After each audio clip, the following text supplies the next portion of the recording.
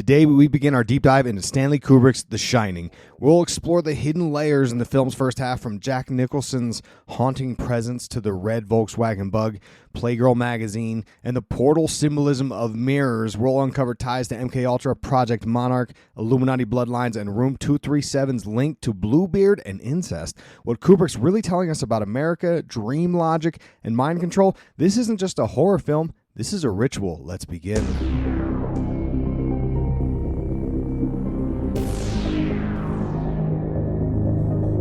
Now, if you don't know me, my name is Isaac Weishaupt, not my real name, and I am your host of Occult, Symbolism, and Pop Culture, and this particular film analysis is years in the making.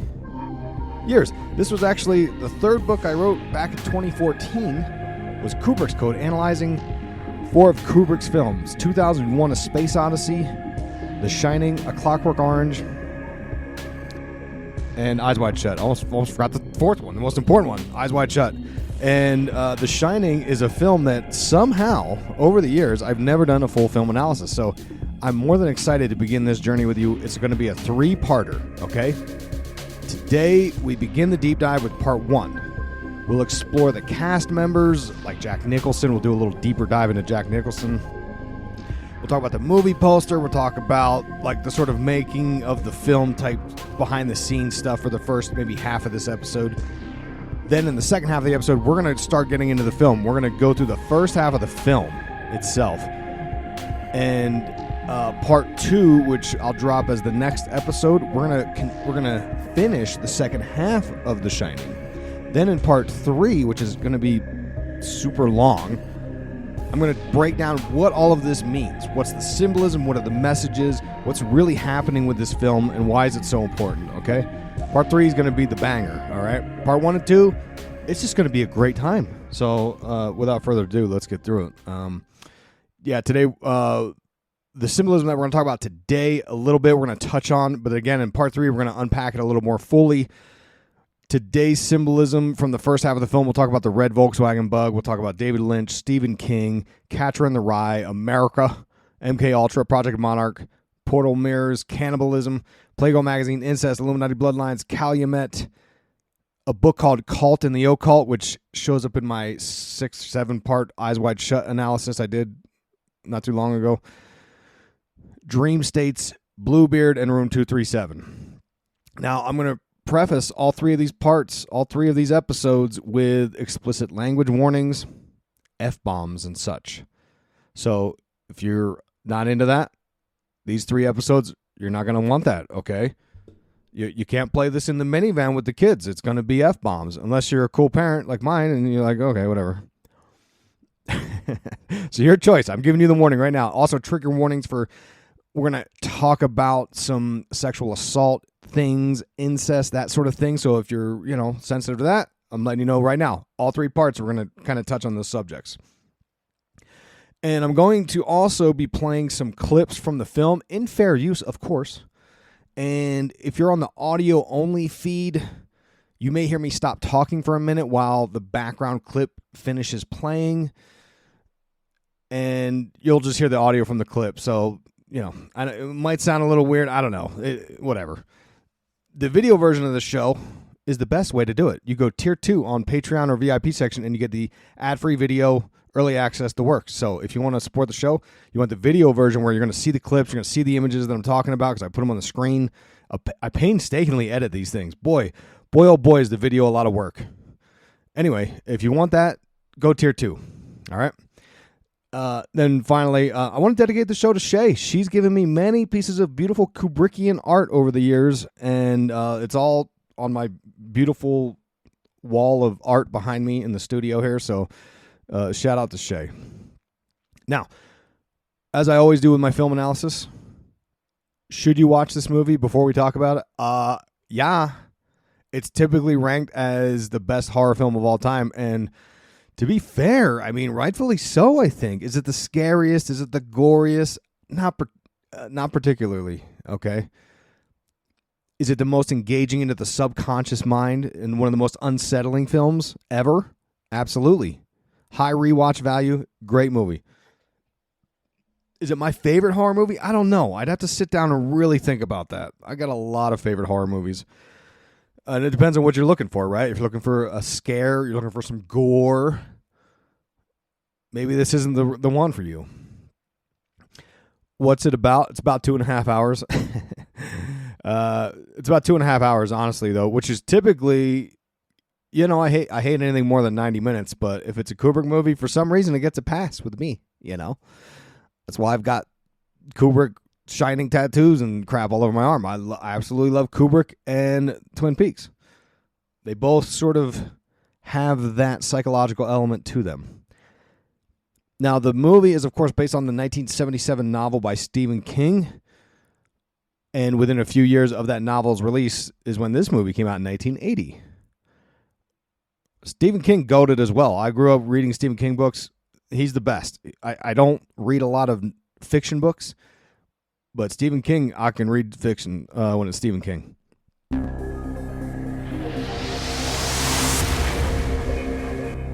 What you're about to watch is the full 3-part series of The Shining Decoded from the Occult, Symbolism, and Pop Culture podcast. I had to remove all video clips and audio references because the system here wouldn't allow any of it to fly. I have no clue how countless other videos on this platform get away with it, but I tried like hell and with a variety of efforts, but ultimately had to remove every single video and audio clip from this movie to get this up without copyright strikes. Now, if you want the full version ad-free with all the clips intact, in fair use, of course, because I'm demonstrating a point, clearly. But anyway, you can still get it at patreon.com/Illuminati Watcher if you sign up for Tier 2, which gives you access to all my videos, all right?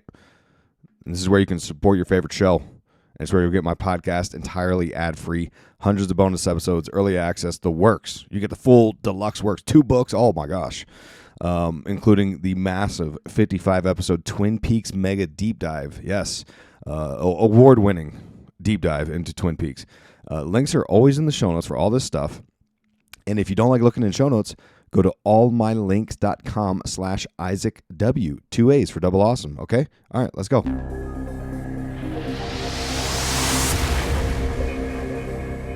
Now let's talk about the cast. Jack Nicholson plays the main, well, I guess the main character is Jack Torrance, right? The dad.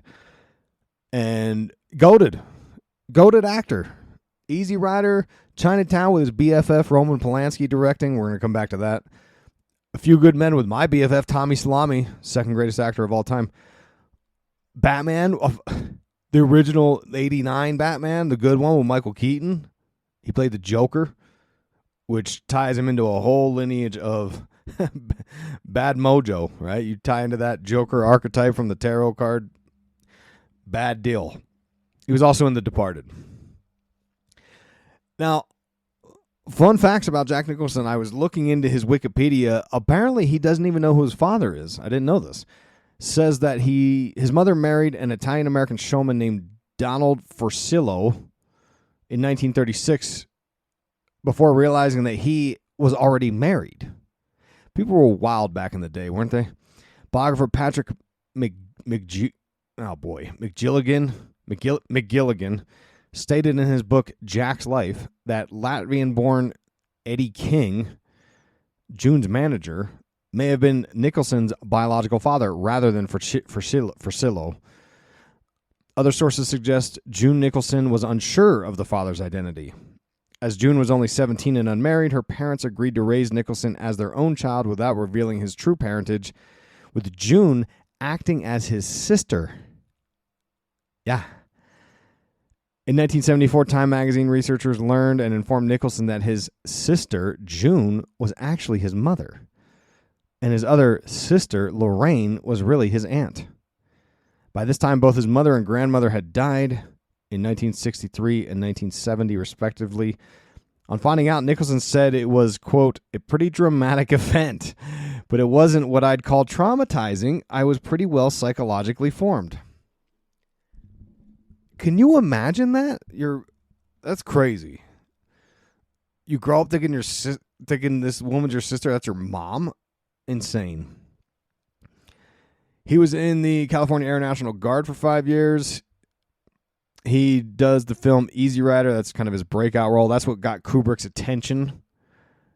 He actually wanted Jack Nicholson to play the role of Napoleon in a film that, in the history of Kubrick, is The Stuff of Legends. He was going to make this Napoleon movie, never came to be. And William Snyder, a.k.a. Recluse, he has a book called The Minotaur. He details how connected Kubrick actually was with Jack Nicholson. He had Nicholson checking in on his own daughter, Vivian Kubrick, when she moved to L.A. because, you know, Kubrick's story, he moved to England and never came back to America. And Jack had stayed in touch with Kubrick throughout his entire life. He even attended Kubrick's funeral. And there's a strange web connected in the book by Recluse that goes back to Vincent Bugliosi, who convinced convicted Paul Perveler of a murder. And this guy was actually Kubrick's first cousin, Paul Perveler, who wasn't the murderer, apparently. And from here, from Bugliosi, you get into Charles Manson, and you get into Roman Polanski. Of course, you probably know the story of all that. Thus, Jack Nicholson and even Kubrick were alleged to possibly have these sex tapes like Roman Polanski was alleged to have.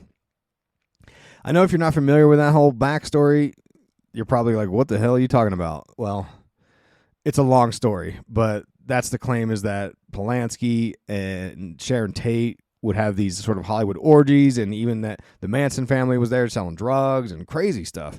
And then Tom O'Neill's Chaos book basically confirmed those sex tapes. Well, I don't know if confirmed. I read it years and years ago when it came out. I remember reading something about the sex tapes having more plausibility than not. So Jack Nicholson was buddies with Roman Polanski, the director. And remember, you know, his wife Sharon Tate, murdered by the Manson family. And 3 years after filming Chinatown, which starred Jack Nicholson, Polanski was actually arrested at Jack Nicholson's home for sexually assaulting a 13-year-old girl. Jack Nicholson was out of town, to be fair. So there's this whole thing about Roman Polanski, right? And Roman Polanski, of course, filmed Rosemary's Baby. His wife Sharon Tate murdered by the Manson family. He evaded capture and moved overseas. He filmed The Ninth Gate with Johnny Depp, a very occulted movie, Gnostic movie. Yeah, there's a lot there. Now, for the role in The Shining, Jack Nicholson drew upon his own experiences as a writer, and he actually was sleeping very short hours to help remain in a state of agitation for the shoot. And his co-star Shelley Duvall recalled that she and Nicholson spent many hours discussing their character, with Nicholson maintaining that his character needed to be cold to her right from the start, which is not how the book is. The book, Jack Torrance, is a very loving husband and father. He's a very good dude, right? He just has these struggles. Whereas the movie, The Shining, Jack Nicholson's just like this psychopath right off the bat. Now, Jack Nicholson's love life is pretty insane. 6 kids to 5 women. He was married once to a woman named Sandra Knight in the 1960s. He also dated Michelle Phillips, who was previously married to Dennis Hopper, who was besties with Jack Nicholson because they were in Easy Rider together. Dennis Hopper, of course, in occulted type films. He was in Curtis Harrington's Night Tide, which has Whore of Babylon type stuff going on in it. He was in Blue Velvet by Lynch and so on. He was affiliated with Kenneth Anger for a period of time, I believe. So Michelle Phillips, she's famous for, she was in The Mamas and the Papas. She was married to Papa John Phillips. And John Phillips's daughter to a previous marriage named Mackenzie Phillips alleged that her father ancestrally abused her for years and forced her to take drugs, and that she had actually gotten impregnated by him. And Michelle denied that. She's like, there's no way he could have done that. Mackenzie apparently had some drug addictions. Who knows what's the truth there, right? But Michelle and Papa John had a child on their own named China Phillips, who was one of the singers in the band Wilson Phillips. Lots of weird 6 degrees of separation here. Jack Nicholson dated Angelica Houston. She was actually the one that called the cops on Polanski because he was in the hot tub with this 13-year-old girl and whatever. And ironically, Angelica was 17 when she started dating a photographer named Bob Richardson, who was 41 at the time.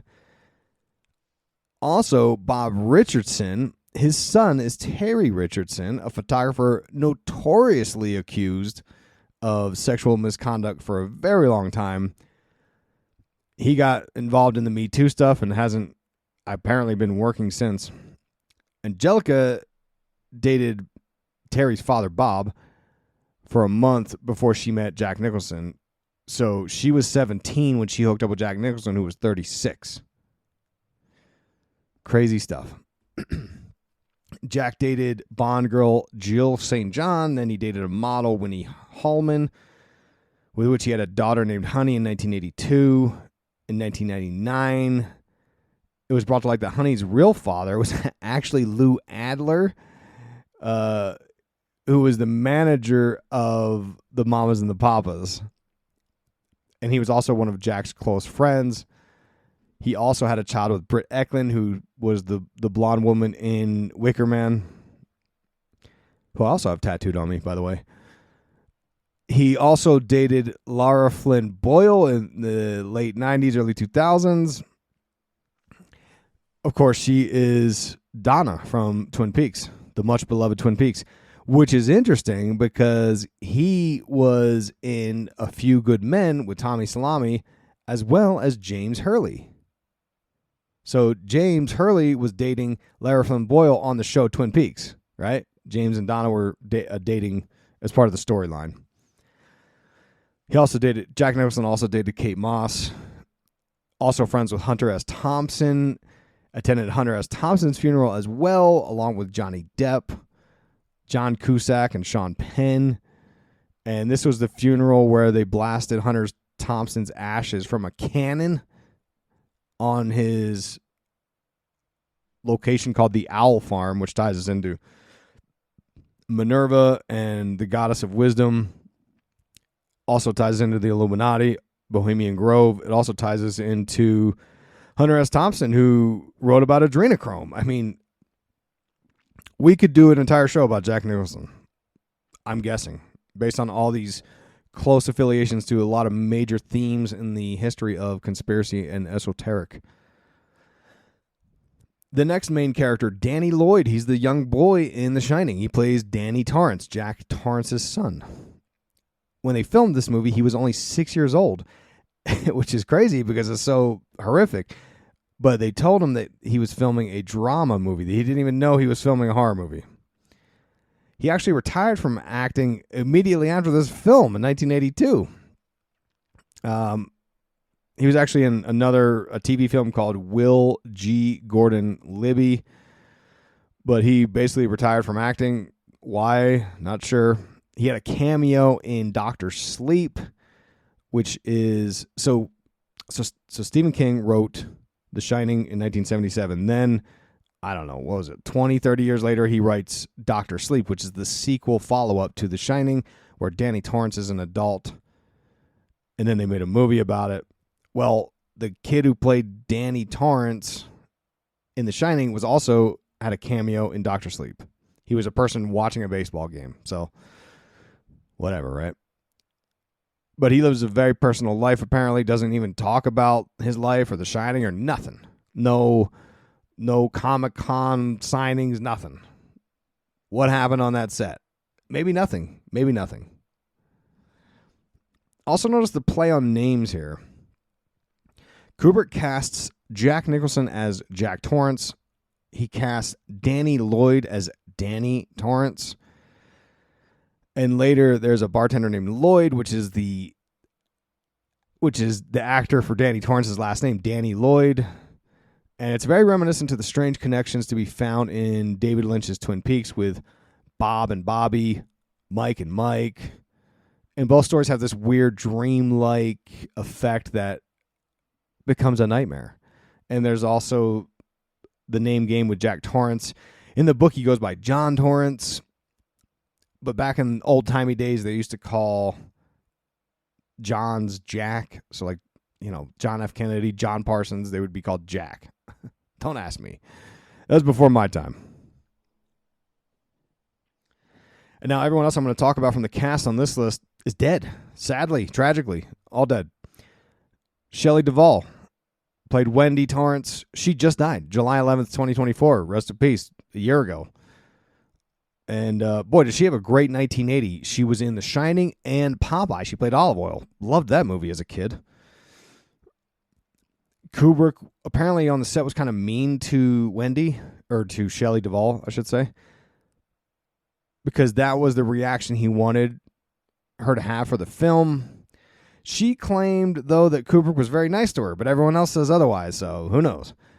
On Today.com, there was a discussion about this. It says the movie shoot took a whopping 56 weeks, with Duvall and Nicholson putting in up to 16 hours, 6 days a week. Kubrick, who died in 1999, famously demanded his actors reshoot scenes over and over, even earning a mention in the Guinness Book of World Records for the most retakes for one scene with dialogue for one Shining scene featuring Scatman Crothers and child actor Danny Lloyd that was shot 148 times. I'm going to play that scene for you later.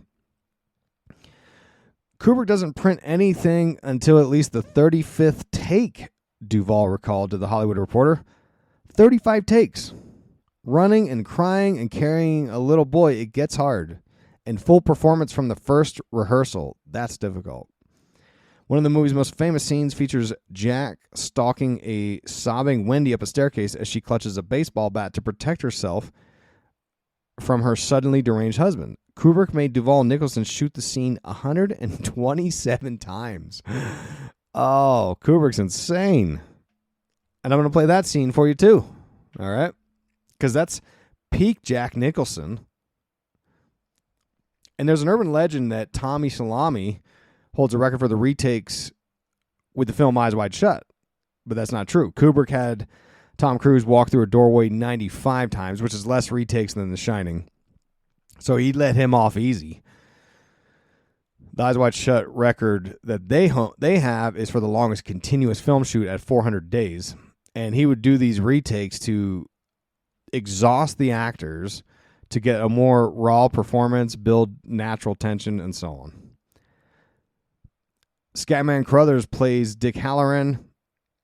Fun fact, he was the voice of Jazz on the 80s Transformer cartoon show. He got his name Scatman because he was a musician. Barry Nelson plays Stuart Allman.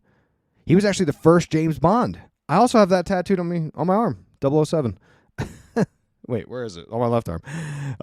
007, which ties us into the world of John Dee, right? The first occultist Secret Service agent. But there was a TV show called Casino Royale before the films became a thing, and Stuart Allman was James Bond. Fun fact, Wikipedia says Bond wasn't even a popular story in America until JFK listed the book From Russia with Love as one of his top 10 favorites. Strangely enough, as we're going to find out, Barry Nelson, who plays Stuart Allman, looks very similar to JFK in The Shining. Also, you can add him into that growing conspiracy about the 1982 film Poltergeist, because his last role in a film was as an uncredited role as an actor on television. Of course, he would go on to keep working on TV, but his last film role was on the Poltergeist movie. And he didn't die until 2007. So, I mean, depends how crazy you want to get. But Poltergeist was technically his last film that he did before he died. So add that into the mix of other Poltergeist curses. Philip Stone plays Delbert Grady. He was actually in A Clockwork Orange as Alex's dad. He was also in Barry Lyndon. I haven't seen that yet. I tried. It's so boring. I'm gonna watch Barry Lyndon someday. And he was in Indiana Jones Temple of Doom. Tony Burton plays Larry Durkin, a very minor role, but he was a guy named Duke in the Rocky movies, and he was only supposed to be on the set for a week for The Shining, but apparently he was really good at chess, and he beat Kubrick, and they would play for weeks. So they kept him around just to play chess with Kubrick. Barry Dennen plays Bill Watson. That's Stuart Allman's helper. He's in the movie for like 2 seconds. You blink and you miss him. But this guy was a legend. He played Pontius Pilate in Jesus Christ Superstar. He was in the Batman 60s show. Also loved that. He was in the Tales from the Dark Side show. Loved that growing up. He was in Trading Places. He was in Superman 3, the one with Richard Pryor, Titanic, and the sequel to Rocky Horror Picture Show, Shock Treatment. If you haven't seen that, I did a full film analysis of it. It's actually much more seeped in occult esoteric ideas from what I remember. Did that several years ago. In fact, I had a listener who loved it so much, and he gave us a rendition of a song that we put on the episode. So if you're a Rocky Horror nerd like me, and Shock Treatment's pretty good. At the first glance, you're disgusted. At first, you're like, what is this trash? When you're used to Rocky Horror, but if you honestly sit back and be open-minded about it, you're like, this is actually pretty good. And then last, but definitely not least, director Stanley Kubrick, the legend. Behind The Shining, 2001: Space Odyssey, Eyes Wide Shut, Clockwork Orange, Full Metal Jacket, Doctor Strangelove, and of course directed the fake moon landing footage, as we'll discuss. Now, Kubrick is such a legend. You have to understand he didn't do that many films, but the ones he did rank so high. Like The Shining ranks as one of the best horror movies of all time, like the best by most most countdowns. And 2001: A Space Odyssey is ranked as the best science fiction movie of all time. Sometimes the best movie of all time. That's impressive. It's not like he's a one genre dude. Like, this guy was a genius for sure. But he is very similar to David Lynch in that he has a way of connecting to the subconscious and using symbolism and all that. In fact, they admired each other's works. He screened David Lynch's Eraserhead for the cast of The Shining to show them the atmosphere he wanted to create for The Shining. Which, if you've ever seen Eraserhead, it's pretty weird. And we're going to talk about it later. There's a scene that's reminiscent of, like, the room 237. That whole vibe is from Eraserhead. And Kubrick, a very enigmatic figure, a gifted photographer, moved on to film, considered a genius. He was very into surrealism, had many high-profile connections to various worlds of entertainment and politics, possibly intelligence agencies. He left America in 1961 to move to England, where he stayed the rest of his life, never came back to America, and he loved New York City, so something happened there. In fact, for Eyes Wide Shut, it's supposed to take place in New York City, so he recreated the streets of the hometown from, to the specifics where they would measure the newspaper stands. And there's lots of conspiracy theories about Kubrick. I mean, tons, right? Some say he's a bad dude. Some say he's a good guy, trying to expose these satanic elites and these pedos. Some people say, no, he was running in those circles with these pedos. We'll come back to all of that, all right? Then we got the movie poster. Because looking at a movie poster is actually quite important. It's basically the cover of the book. It's a way of distilling an entire film into one image, right? One shot.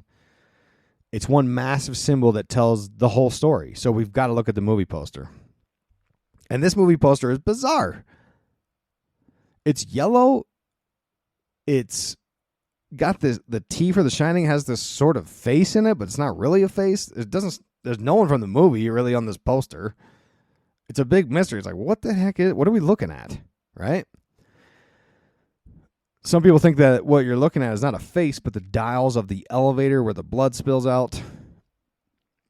It was designed by a guy named Saul Bass, and he did a lot of movie posters, sometimes with his wife, Elaine Bass.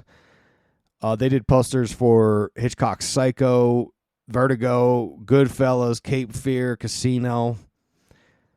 And Saul was a master of corporate logos, which makes me think that Kubrick selected him for his knowledge of speaking to the subconscious, because he did corporate logos for AT&T, Warner Brothers, Continental, United. Hanna-Barbera, Quaker Oats, and a lot more. Anyways, the point is that the poster is showing us that this film has surreal elements that are supposed to speak to the subconscious. That's why it's such a creepy film. Now, before we start the film, quick word about my analysis. Kubrick paid obsessive attention and detail to his film and his edits and his shots. That's why there's this whole field of conspiracy devoted to the guy. Some people call it crypto-Kubrology. Kind of like Lynch, right? They'll say a film is Lynchian or Kubrickian. So there's the whole sort of vibe that these guys have. And lots of folks have been talking about Kubrick and The Shining before me, right? But even more people came after me. So at this point, it's difficult for me to pay homage to the correct person because now, like, everyone's a conspiracy theorist, right? And there's many other sources you could dig into for this kind of stuff. Back when I wrote Kubrick's Code, there wasn't a ton of stuff out there. I was intrigued by the ideas of Kubrick and conspiracies through Jay Weidner and his Kubrick's Odyssey series, which is one of the major influences of why I wrote Kubrick's Code. Now, unbeknownst to me, while I was writing Kubrick's Code, a documentary by Rodney Asher called Room 237 comes out discussing various ideas of conspiracies behind The Shining. And they interviewed Jay Weidner, thank goodness, right?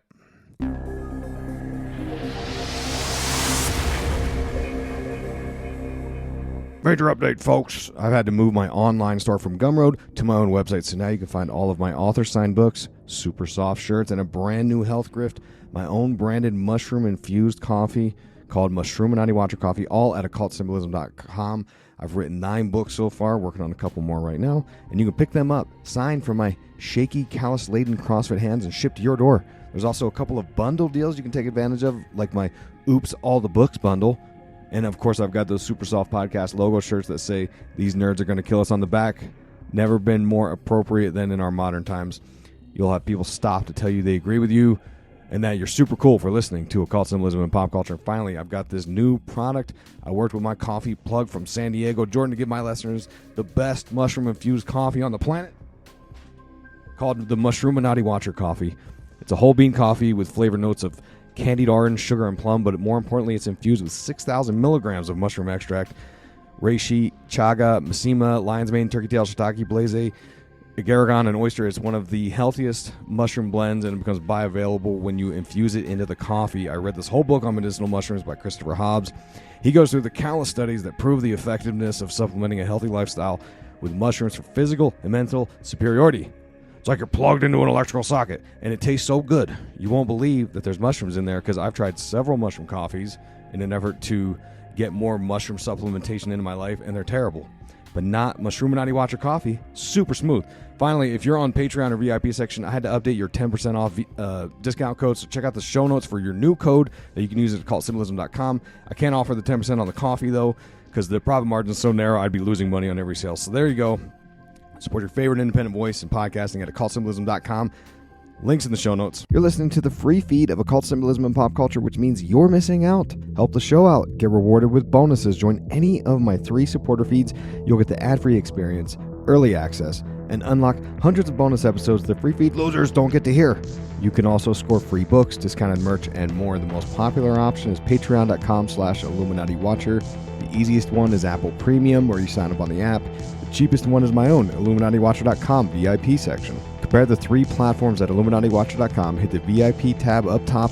Links are always in the show notes. Ooh, yeah! Hey guys, has it pissed you off to watch cryptos fly up in price for over a decade and you've still done nothing about it? It makes sense. Crypto is complicated and it's really boring. Well, here's the good news. You don't need to know a thing about crypto to make the money that so many people have. The CopyMyCrypto.com membership site shows you the exact cryptos that YouTube's James McMahon personally holds, which means you just copy him. It's like having a big brother who knows what he's doing. You don't need to know a thing about crypto or how to invest. You simply copy along. So let me tell you more about James. He runs the Crypto with James YouTube channel, which has over 54,000 subscribers. In the summer of 2020, he told his viewers to buy 26 cryptos. Had you put in $100 into each one, it went on to be worth over $123,000. Of the 26 cryptos, his top pick of the year, the one that he singled out, called Phantom, went up 692 times from what he said.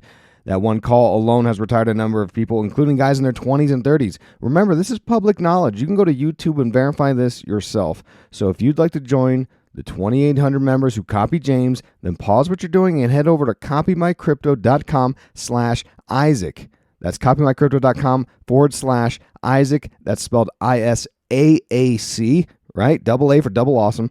And you're going to find proof of everything I've said, but my viewers get full access for just $1.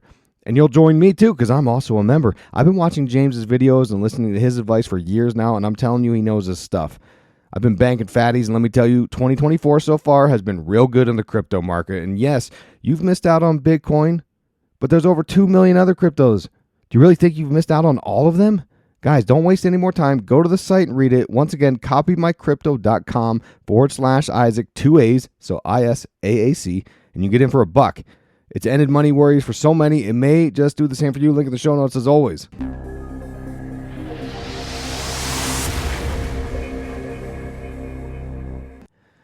But there's a lot of books and theorists out there. I just listened to a guy named, I think his name is Alex Fulton on Higher Side Chats. He kind of gets into the numerology of it, which isn't necessarily my bag, but it was an interesting interview. Recluse William Snyder wrote a book called The Minotaur. I've got it over here. I read it for this analysis. I also watched Room 237 again. And then I looked through my own book, Kubrick's Code from 2014. Which, by the way, quick plug, if you want to get a PDF copy, an ebook of Kubrick's Code, where I walk you through the symbolism of 2001: Space Odyssey, The Shining, Clockwork Orange, Eyes Wide Shut. It's a very beginner's level book because I've learned so much since then, but you can get it for free along with my most popular book, The Dark Path, where I break down the entire global agenda about how it all fits into entertainment by signing up for Patreon, patreon.com/Illuminati Watcher. Just sign up, $5, you get in, boom, free books. Bam. Or you can get them on Amazon or Audible. I narrated them. So there you go, quick plug. Now, I published Kubrick's Code in 2014, and my memory, from what I recall, is that there were several, so I tried to give as much credit and homage to people that I could at the time. But there's some things that I believe I get credit for, you know? I know that's very ego-centered, but sometimes I see stuff and it bugs me. Like there was this video on YouTube with millions of views, and the person talked about how Jack Nicholson's standing like the Baphomet, go with the Bobs. I was like, hey, man, I wrote about that in 2014. Like, now, it could be that they just figured this stuff out on their own, too. Like, right? But some of this stuff is like, it's my pride and joy a little bit, you know? Like the twin pillars at the beginning of Eyes Wide Shut, I had to come up with that. And I've seen that in some other people's stuff without naming names. I've seen people talk about these things, and I'm like, boy, that's interesting. And then the ending of Eyes Wide Shut with Helena getting taken away by the pedophilia elites, I came up with that too. Everyone's talking about that now. I say that because I try to pay homage to theorists like Jay Widener before me who have talked a lot about this stuff. Anyway. So, and also, one last thing before we get into the movie part one is I would recommend the video version of this episode. If you're on the Patreon or VIP section at tier 2, you'll get access to that. I'll be discussing a lot of images, playing a lot of clips. Now, free feed losers, you're going to get a video version, but you're going to get it late. Usually a week or so. You're going to have pesky ads, but I upload it to my YouTube at Occult Symbolism, my Rumble at Occult Symbolism, and my Spotify, okay? So if you want to wait, like a free feed loser, you can watch the video late, but you're going to get all the ads, and I'm going to be trying to sell you stuff. Oh, you don't want to do that. Just sign up. Okay. Now, let's get into the movie. Plot spoilers coming. Let's go. I'm about to walk you through the film. I'm going to break down symbolism, conspiracy theories, all that stuff. I'm going to discuss some of the things about the book that you see in the movie and you don't see, behind the scenes, It's going to be a great time. I'm excited. Let's get into it. Starts out the classic scene, a beautiful filming of the yellow Volkswagen Bug.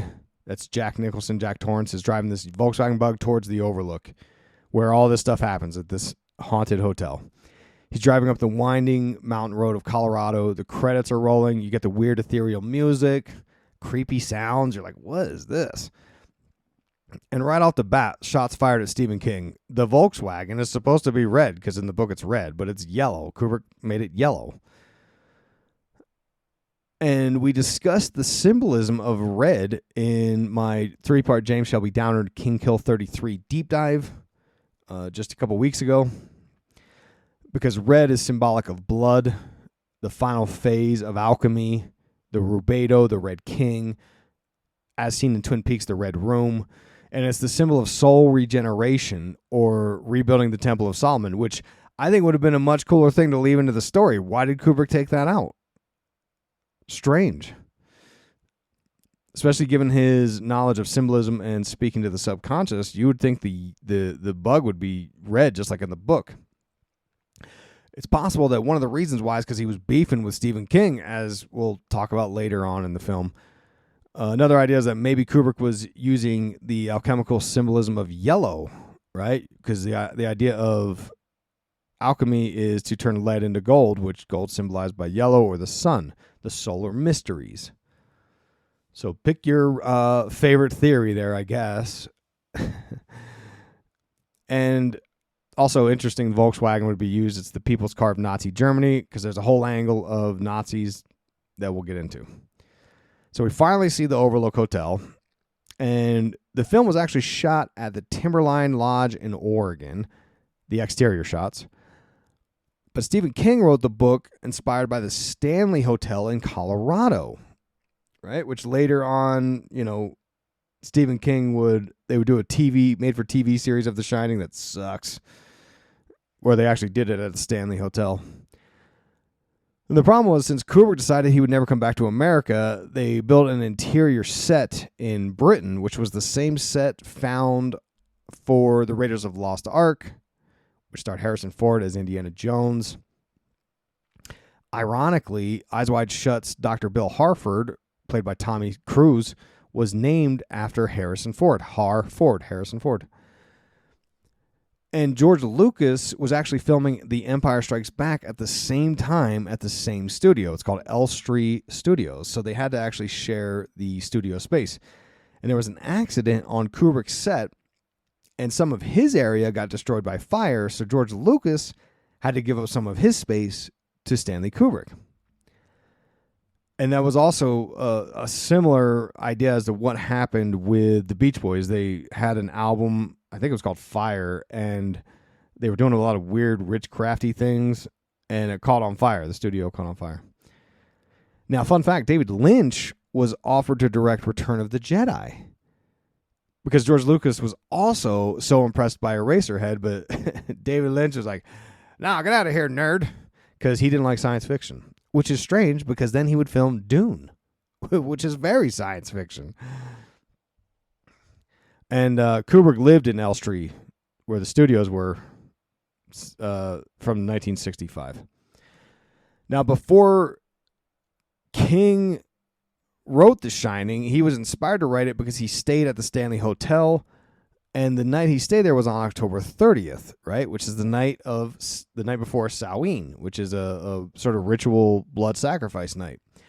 The veil was very thin, as they say on Halloween. And he was actually there for their closing night. And the place was basically empty besides Stephen King and his wife. And it was real creepy. And he had this nightmare about his son being chased through the halls with a fire hose, which is part of the book. It's not in the film. So when he wrote The Shining, it was called The Overlook, but it was based on the Stanley.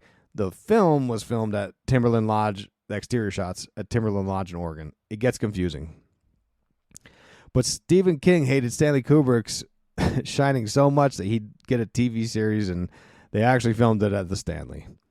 All right, back to the movie. Starts out the interview. and Jack walks through the Overlook. He's going to meet Stuart Ullman, the general manager of the hotel. Now, if you watch when he goes into Ullman's office, look at the location of the office equipment. You'll see a paper, what do you call it? A paper shelf placed at the exact location of Stuart's wiener. Jay Widener found that out because there's sexual angles to all of this, which is also in the book. There's a lot of sexuality in the book, too. During this interview, we find out that Jack lives 3.5 hours from the Overlook in Boulder, Colorado. And the Overlook is actually 40 miles from a fictional town called the Sidewinder in the book. Because in the book, they go into the town before the storms hit. But if we're in Colorado, we're talking about Denver, right? Near Denver. Illuminati confirmed. You got the Denver International Airport with Lucifer and the Freemasons and all that conspiracies about aliens. You've also got Cheyenne Mountain, which is a deep underground military base. And, Denver's supposedly on the map for occult activity. Now, during the interview, we flash back to Jack's apartment in Boulder. Later on, you hear him talk about how he's got to go back to Boulder. But his wife is back at the apartment in Boulder with Wendy, with their son Danny, and they're having breakfast and cigarettes, as one does in the 70s. And she's casually reading a book called Catcher in the Rye. My goodness. Massive rabbit hole here. And I did a 2-part series on it. I'm going to put a link in the show notes. But the Catcher in the Rye, it ties into a lot of MKUltra type stuff and incels and crazy stuff. In fact, I interviewed the great Jay Widener and Ryder Lee because they filmed Kubrick's Odyssey 3 after many years of waiting. And it was focused in on this aspect of The Shining with Catcher in the Rye. So I would refer you to listen to my interview with them and then go check out Kubrick's Odyssey 3. And you can, knock yourself out. But there's a lot of connections to MKUltra, which we're going to talk about a lot more in this film. You'll notice in their apartment that there's tons of books stacked up just absolutely everywhere. And it could be that because Jack Torrance is a writer, I guess, right? Also notice the red, white, and blue motif. Wendy and Danny's clothes almost entirely throughout the entire movie are always red, white, and blue. You're also introduced to Danny's invisible friend named Tony. Isn't that interesting? He's got an alter. He's got a dissociative identity disorder or an invisible friend. He's a child, after all. So then we go back to the interview, right? And in Stuart Ullman's office, you're going to notice there's a lot more America stuff. You got eagles and flags all over the place. Stuart Ullman, again, looking like JFK. Jay Weiner came up with that. Also wearing red, white, and blue. And Jay Weiner suggests that maybe all this American iconography and colors is to point in the direction of a fake moon landing. Right, because that's Jay Weiner's claim to fame is the fake moon landing conspiracy about The Shining, which is fascinating. We're going to talk about it later. In the book version, there's no discussion about this stuff at all, right? Kubrick puts this in the movie, in the story. In fact, in the book, there's a major beef between Stuart Ullman and Jack Torrance. Jack absolutely hates Stuart Ullman, which is almost an inversion of the movie. In the movie, Jack Torrance hates his family, but he likes Stuart Ullman. But in the book, he hates Stuart Ullman, but he really likes his family. It's very interesting. And Ullman is kind of a jerk-off in the book. He's a total, capitalist, cheapskate jerk-off. So Stuart is telling Jack about how he's just going to have to maintain this hotel.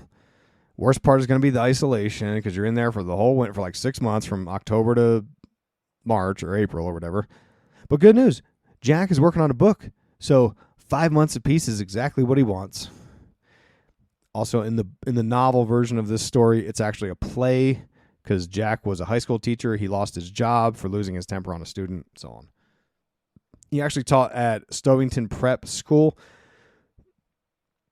And later on in the movie, Jack, there's no discussion about this in the movie at all, but in the movie later on, he's wearing a Stovington Eagles shirt, which, Kubrick casually throws in there.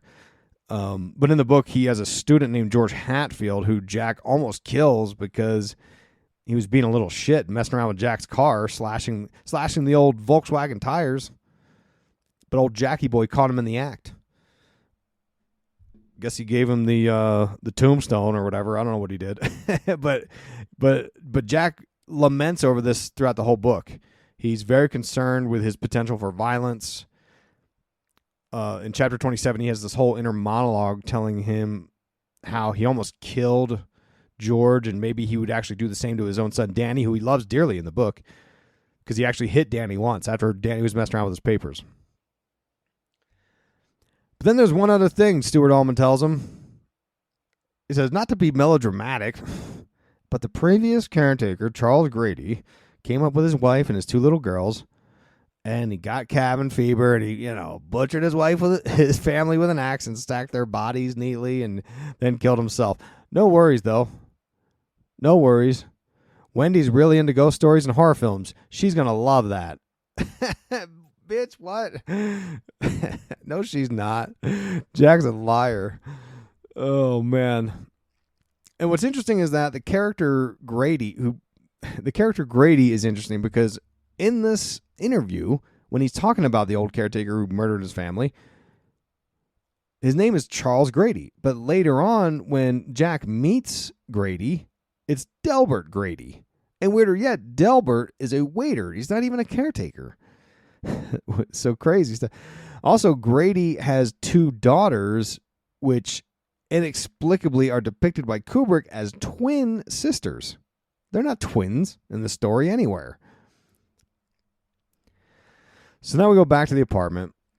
Danny's still talking to Tony, and Tony tells him, hey, Dad got the job, and he's about to call Wendy and let her know. And Wendy's doing dishes, and the phone rings, and sure enough, it was Jack, right? And you'll notice that on the fridge, there's a photo of a rocket launch and 3 big Kool-Aid containers. Now, this makes me think of a lot of things. It makes me think of drinking the Kool-Aid, as in Jim Jones's mass suicide in 1978, but it was Flavor Aid. Everyone says drinking the Kool-Aid, though. In 1968's Electric Kool-Aid Acid Test, which was a book about Ken Kesey and the Merry Pranksters. They were driving around America trying to get everyone to take LSD, unbeknownst to them, as part of the CIA mind control, MKUltra. And he would go on to write One Flew Over the Cuckoo's Nest, which is a film starring Jack Nicholson. So in a way, we have a similar theory as we had with Eyes Wide Shut. The idea that maybe Kubrick hired Tom Cruise to draw attention to his real-life controversies, like the Church of Scientology. Like maybe he hired Jack Nicholson to point to his controversies, because you got this Ken Kesey, MKUltra stuff, which he would put in Clockwork Orange, or maybe the Polanski stuff, which would be even crazier because of the Eyes Wide Shut child trafficking conspiracy theory. And, Ken Kesey loved the LSD so much, he got a job as a janitor at the Menlo Park VA hospital, where he had taken part of the MKUltra experiments, and he would steal LSD and party with his friends, right?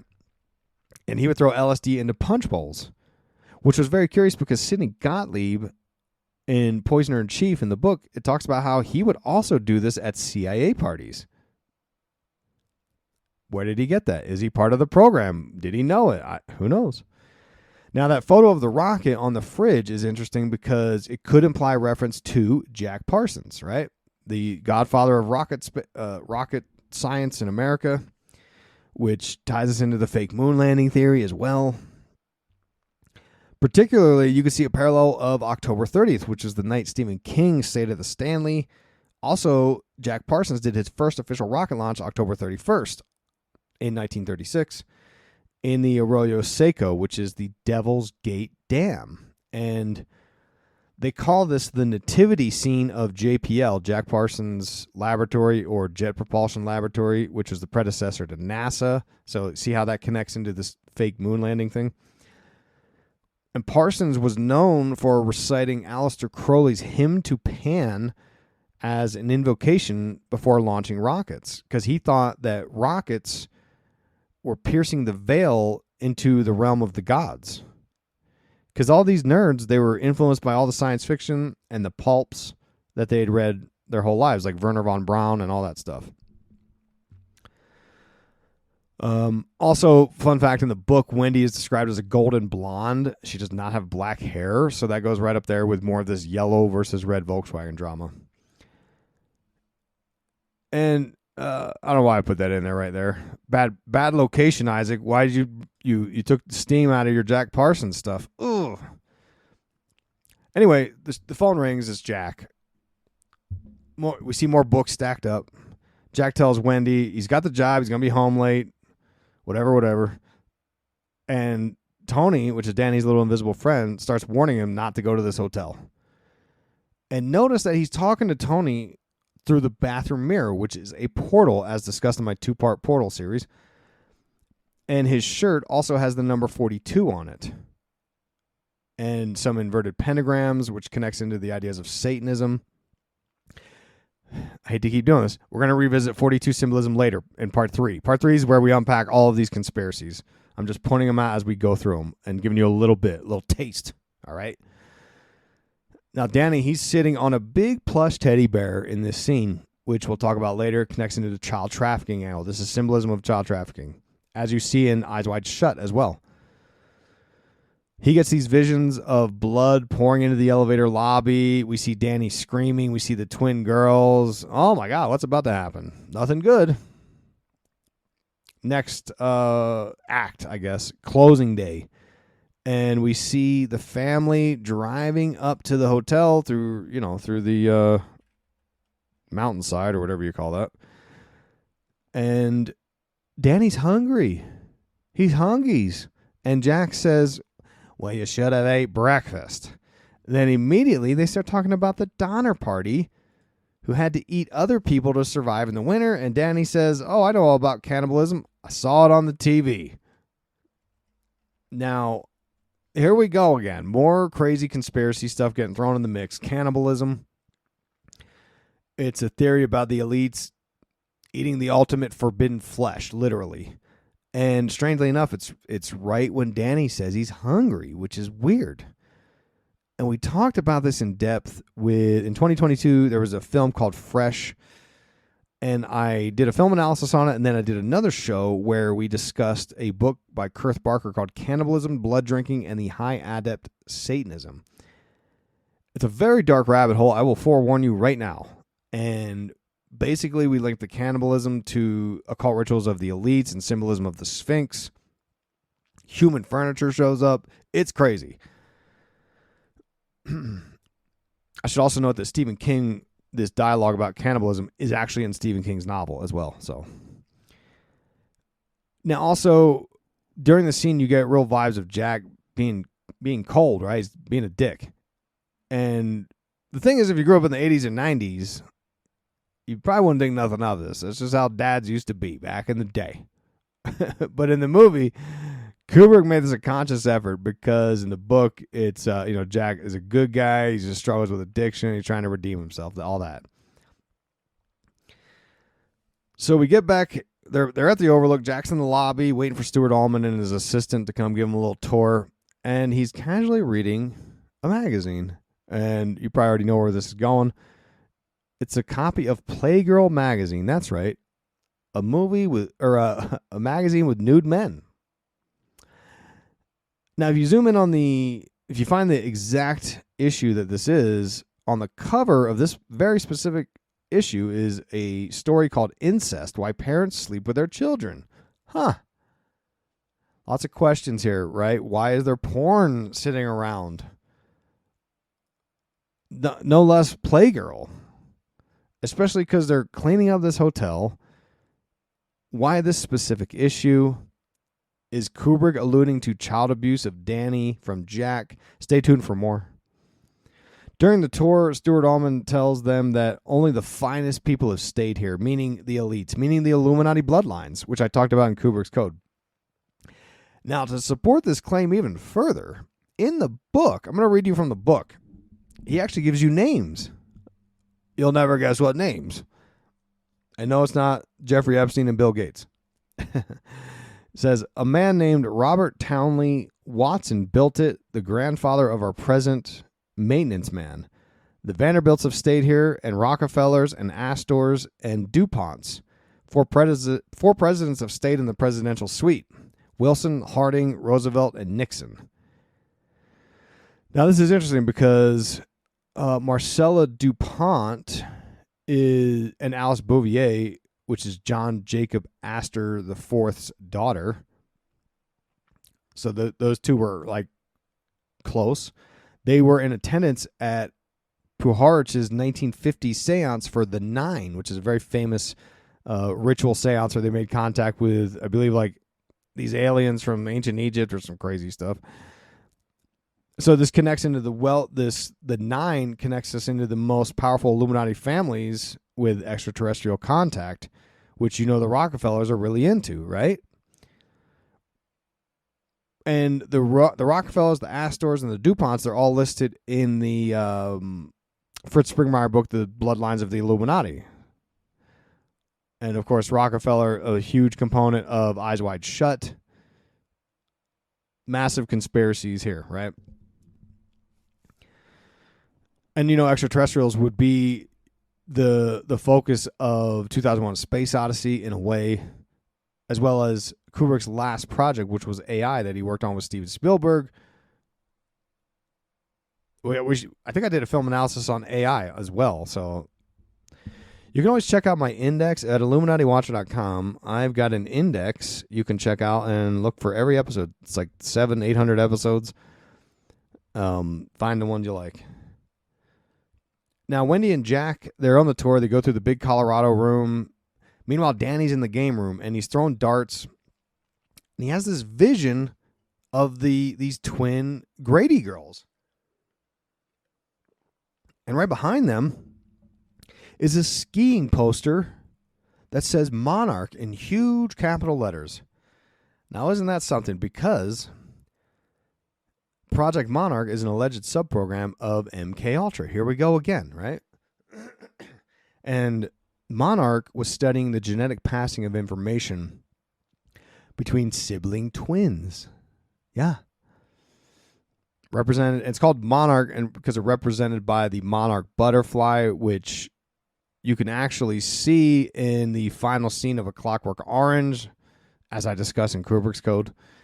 The butterfly represents the metamorphosis of the psyche of the victim, creating alters, dissociating, all that, which is in Eyes Wide Shut as going over the rainbow. That's a term they use when you dissociate. And it ties into the theory that they were studying disassociation and ritual abuse in order to program children's minds. And they would allegedly abuse them to force dissociation, creating an amnesic barrier, so that later they could be these alters could be used for whatever heinous things they were doing. This is all allegedly, right? Now, I tend to personally believe it because if you look at the history of MKUltra through Artichoke and Bluebird, it all comes back through Operation Paperclip, which is we brought all those Nazis over here. What do you don't think we were trying to do some heinous stuff like the Nazis? I bet they were. The bloodlines of certain people would make for more effective programming, hence the twins. That's why the Project Monarch. And Kathy O'Brien talked about this in Transformation of America. We'll come back to that in the conclusion in part 3. But recall that Stuart Allman literally, in the interview, had a whole conversation with Jack about how there's no skiing at the Overlook. Because Jack says, wow, this would be a beautiful place to ski. You think you would keep it open in the winter? And he says, no, it'd be way too expensive to keep the roads clear in the winter. So why do they have a skiing poster in this lodge? It makes no sense. There's nobody up there from October to March. And in the room 237 doc, a theorist thinks that the poster is a minotaur because you can see that there's a weird, like, the balance of the body parts isn't normal. And if you read through William Snyder's book, The Minotaur, he connects Kubrick with a guy named Man Ray, who was involved with the Black Dahlia murders. And Kubrick's first production company was called Minotaur, and that is also the name of Man Ray's most famous art, which is a naked woman's upper torso, which some say was inspired by the Black Dahlia murder of Elizabeth Short. Also, there's a ton of ladders that you see when they're walking through the Overlook during the cleanup, which seems kind of normal until you really look at it, right? Until you see how many there are, until you look at their locations. Sometimes they don't even make sense. You're like, where would that ladder even go? And the ladder is symbolism for Freemasonry, and it's about progression of the initiate from the lower ranks to the upper, right? Ascension towards enlightenment. Kind of like how they use the spiral staircase in the degrees of the second degree initiation, which you see in Eyes Wide Shut at the Ziegler Mansion. Talked about this in James Shelby Downer's King Kill 33 series. All right, we're almost done. Hang in there, folks. Hang in there, folks. Wendy and Jack, they're being escorted to their room. Stuart almost says goodbye to two young, pretty ladies that are walking by, and Jack is breaking his neck to take a look. My goodness, Jack. Keep it together, old boy. We hear that in 1907, they started building the Overlook on Indian burial grounds, and some Native Americans were even attacking the builders. So there's your clear clue as to what's going on with this hotel, right? It's on a Native American burial ground. So Wendy and Jack, they meet Dick Halloran, and he gives them a tour through this massive kitchen. And during this, Dick calls Danny Doc a whole bunch. And Wendy says, how'd you know we call Danny Doc? Because they call him that from the Bugs Bunny cartoon. Plot spoiler, it's because Dick can shine, right? He's got this ability to telepathically connect with Danny. And, Danny cues in on it. Dick asks him if he wants ice cream in his mind, right? So then Dick asks him out loud. He's like, hey, do you want ice cream, Danny? Because Stuart Allman is going to take Wendy and Jack into the basement. Now notice behind Dick, there's a can of Calumet. And we talked about this in Cooper's Code, where you can see the Native American on the can, on the logo for Calumet baking powder, which again is a reference to this Native American genocide theory that people have about the film. And another part of the film worth bringing up at this point is when Jack is talking to Lloyd, the ghost bartender, and says white man's burden, which is a term for the white man needing to imperialize and improve the lives of other people, similar to how they decimated the Native Americans in America, right? Calumet actually literally translates as peace pipe. Now, I've got an update on that. I wrote about white man's burden in the book, but I'm going to come back to that. I'll tell you more about what that really means. So Dick is explaining The Shining to Danny, and I'm going to play this clip. It's kind of long, but it tells us what's happening and how it will play out in the rest of the movie. Take a listen. So Danny tells Dick that he's not supposed to discuss The Shining, right? Because Tony, his invisible friend, his alter, tells him not to, which is interesting, right? And he calls him the little boy that lives in his mouth. Could that be a very dark reference to the incestual ordeal or monarch abuse? That section isn't in the book, so Kubrick put that in there. And it's like he goes to sleep and Tony shows him things that he can't remember when he wakes up. It sounds like he's disassociating or he's going over the rainbow, as they say in programming parlance. And Dick asks if Tony has ever told Danny about the Overlook. And he says, think real hard, right? So implying that there's something important that he needs to know about what's going on at the Overlook since they're going to be stuck there for months. And Dick says, when something happens, it can leave a trace of itself behind, and only people who shine can sense it, right? Sometimes it's things that haven't happened yet. Sometimes it's things that happened long ago. And Dick says, there's a bunch of stuff that happened in the Overlook that aren't good. So he's trying to parse out what he's experiencing. So apparently it was more than just Grady. Apparently it was more than just the caretaker. And the book provides way more detail on this. And we're going to talk about the elites and the bloodlines and who owned the Overlook, because the book gives you all that information. We're going to talk about that later. But also, this idea was discussed in the book called Cult and the Occult by Peter Brooksmith, which we talked about in the Eyes Wide Shut series because Kubrick had bought this book, and in the Making of Eyes Wide Shut book, they talk about how Kubrick had underlined certain passages in it that are relevant to abuse of children, basically, because there was this theory of Schumatism where even Nazi pilots would, like, they were injured, they would put young virgins against their body and their genitals. It was crazy stuff, right? Talked about that in the Eyes Wide Shut series. Should I put a link in the show notes for the Eyes Wide Shut series? Well, why not? I think I have an index for you. Let me put a link there. You can take a listen to that Eyes Wide Shut series while you're waiting on part 2 to come out here. But anyway, the book, Cult and Occult, to be fair, was published in 1985, which is after The Shining. So Kubrick did not reference that book for The Shining. But what's interesting is that in Cult and Occult, there's a chapter called Gateway to the Other Worlds. And in it, it describes kind of like the ideas of The Shining here. It says, nature generates fields of static electricity in certain places, often near running water. These fields are capable of picking up and recording the thoughts and feelings of humans and creatures. There's also a mild electrical field all around us, which is why people can walk into a room where a murder happens and sense the energy left in the field. It also talks about how there's a dream state that exists at a higher frequency, which is, kind of like what you see in the movie Inception with time dilation or Twin Peaks. It talks about how the human body can be tuned like a machine to pick up on certain vibrations or frequencies. And it's kind of sort of related to the ideas of sex magic as a way of reaching this altered state or tapping into another realm. And this is what The Shining is about. It's about tapping into another realm. And that's why people, I argue, love this movie so much. It's showing us something that we can all sense. This is very similar to why Twin Peaks is so effective. It's the anima mundi. It's the vast underground reservoir of memory of all of the past human experiences, thoughts, dreams, hopes, and so on. Which some people would say, like Helena Blavatsky would call it the Akashic Record.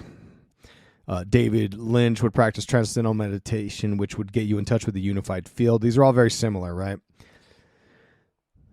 Now, in the book, in the novel, this scene where Dick is talking to Danny takes place in a car, and Wendy is like kind of nervous about what they're discussing. She's watching it, right? Now, what's interesting is that it's in chapter 11 of The Shining, which the number 11 is the number for magic, right? As per Aleister Crowley. And in the book, they talk about dreaming while being awake and how sometimes it's like seeing pictures in a book. And Danny says, yeah, it's kind of like the story of Bluebeard, which is strange because if you look up the story of Bluebeard, it's about, and I don't know the story. I just researched it for this series. It's about a wealthy man who marries a young woman, and he gives her the keys to his mansion and tells her, look, the whole mansion's yours. There's one room you can't go in, though. Just one specific room. Because it turns out it's loaded down with the bodies of all his previous wives. And this is very much parallel to the idea of room 237. It's the one room he can't go in because Grady, the caretaker, had stacked up the bodies in there. It's the hidden chamber. Only those who are initiated can enter, because if you don't, you can go crazy. And at the end of the scene, Danny asks about room 237, and Dick, he starts tripping out. He's like, do not go to room 237, because he knows all this. And that's where we end our first episode in the 3-part series. What can you do now? You can subscribe to the show so you don't miss out on part 2. I'm dropping it very soon. It'll be the next episode. And if you like this so much, you can go check out the video version. Go sign up for Tier 2 on patreon.com/Illuminati Watcher or the VIP section. Tier 2 gets you access to the ad-free video of this show where I play the movie clips and you'll see some images and so on. It makes a lot more sense when you can watch it visually. But yeah, make sure you subscribe to the show. However, free feed or not, it's up to you. But I do appreciate listening, and I assure you this series is going to be mind-blowing. So be sure to come back for part 2 where we're going to finish the film, all right? Because there's a lot more to unpack in the film. Then in part 3, we're going to go through the whole thing and break down what exactly is happening here, the symbolism, the deep esoteric cuts about what's going on with all kinds of crazy stuff from MKULTRA to abuse of all kinds. So thank you for listening to the show. Till next time, stay positive.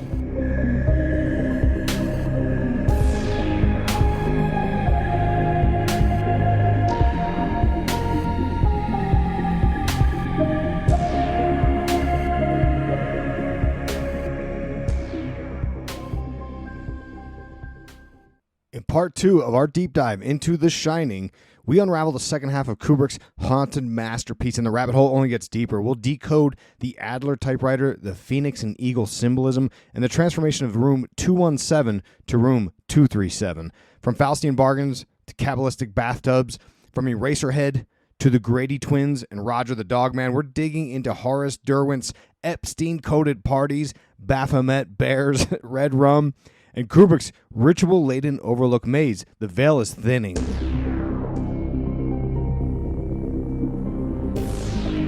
That's right. If you're here listening to part 2, that means you've already listened to part 1. And if you didn't, I don't know what you're doing here. Go back and listen to part 1. It was the episode right before this. Because in part 1, we gave a critical look at the cast and crew and the background of The Shining. And then we walked through the first half of the movie.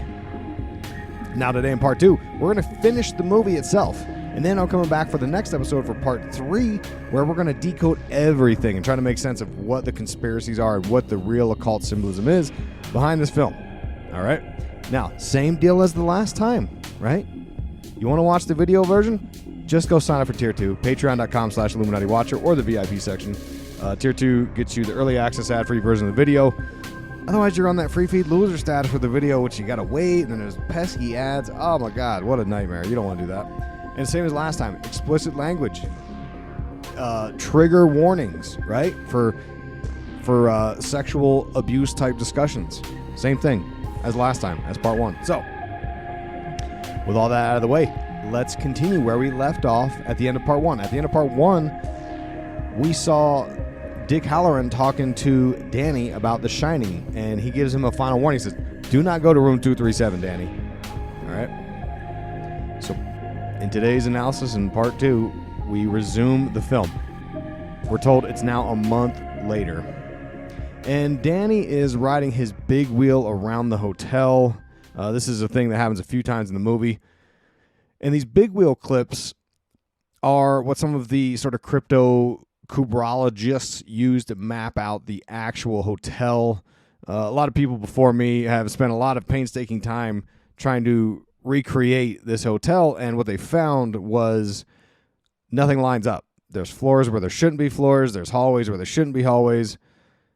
And the implication is that Kubrick made this a maze. He made it very surreal. It doesn't make sense.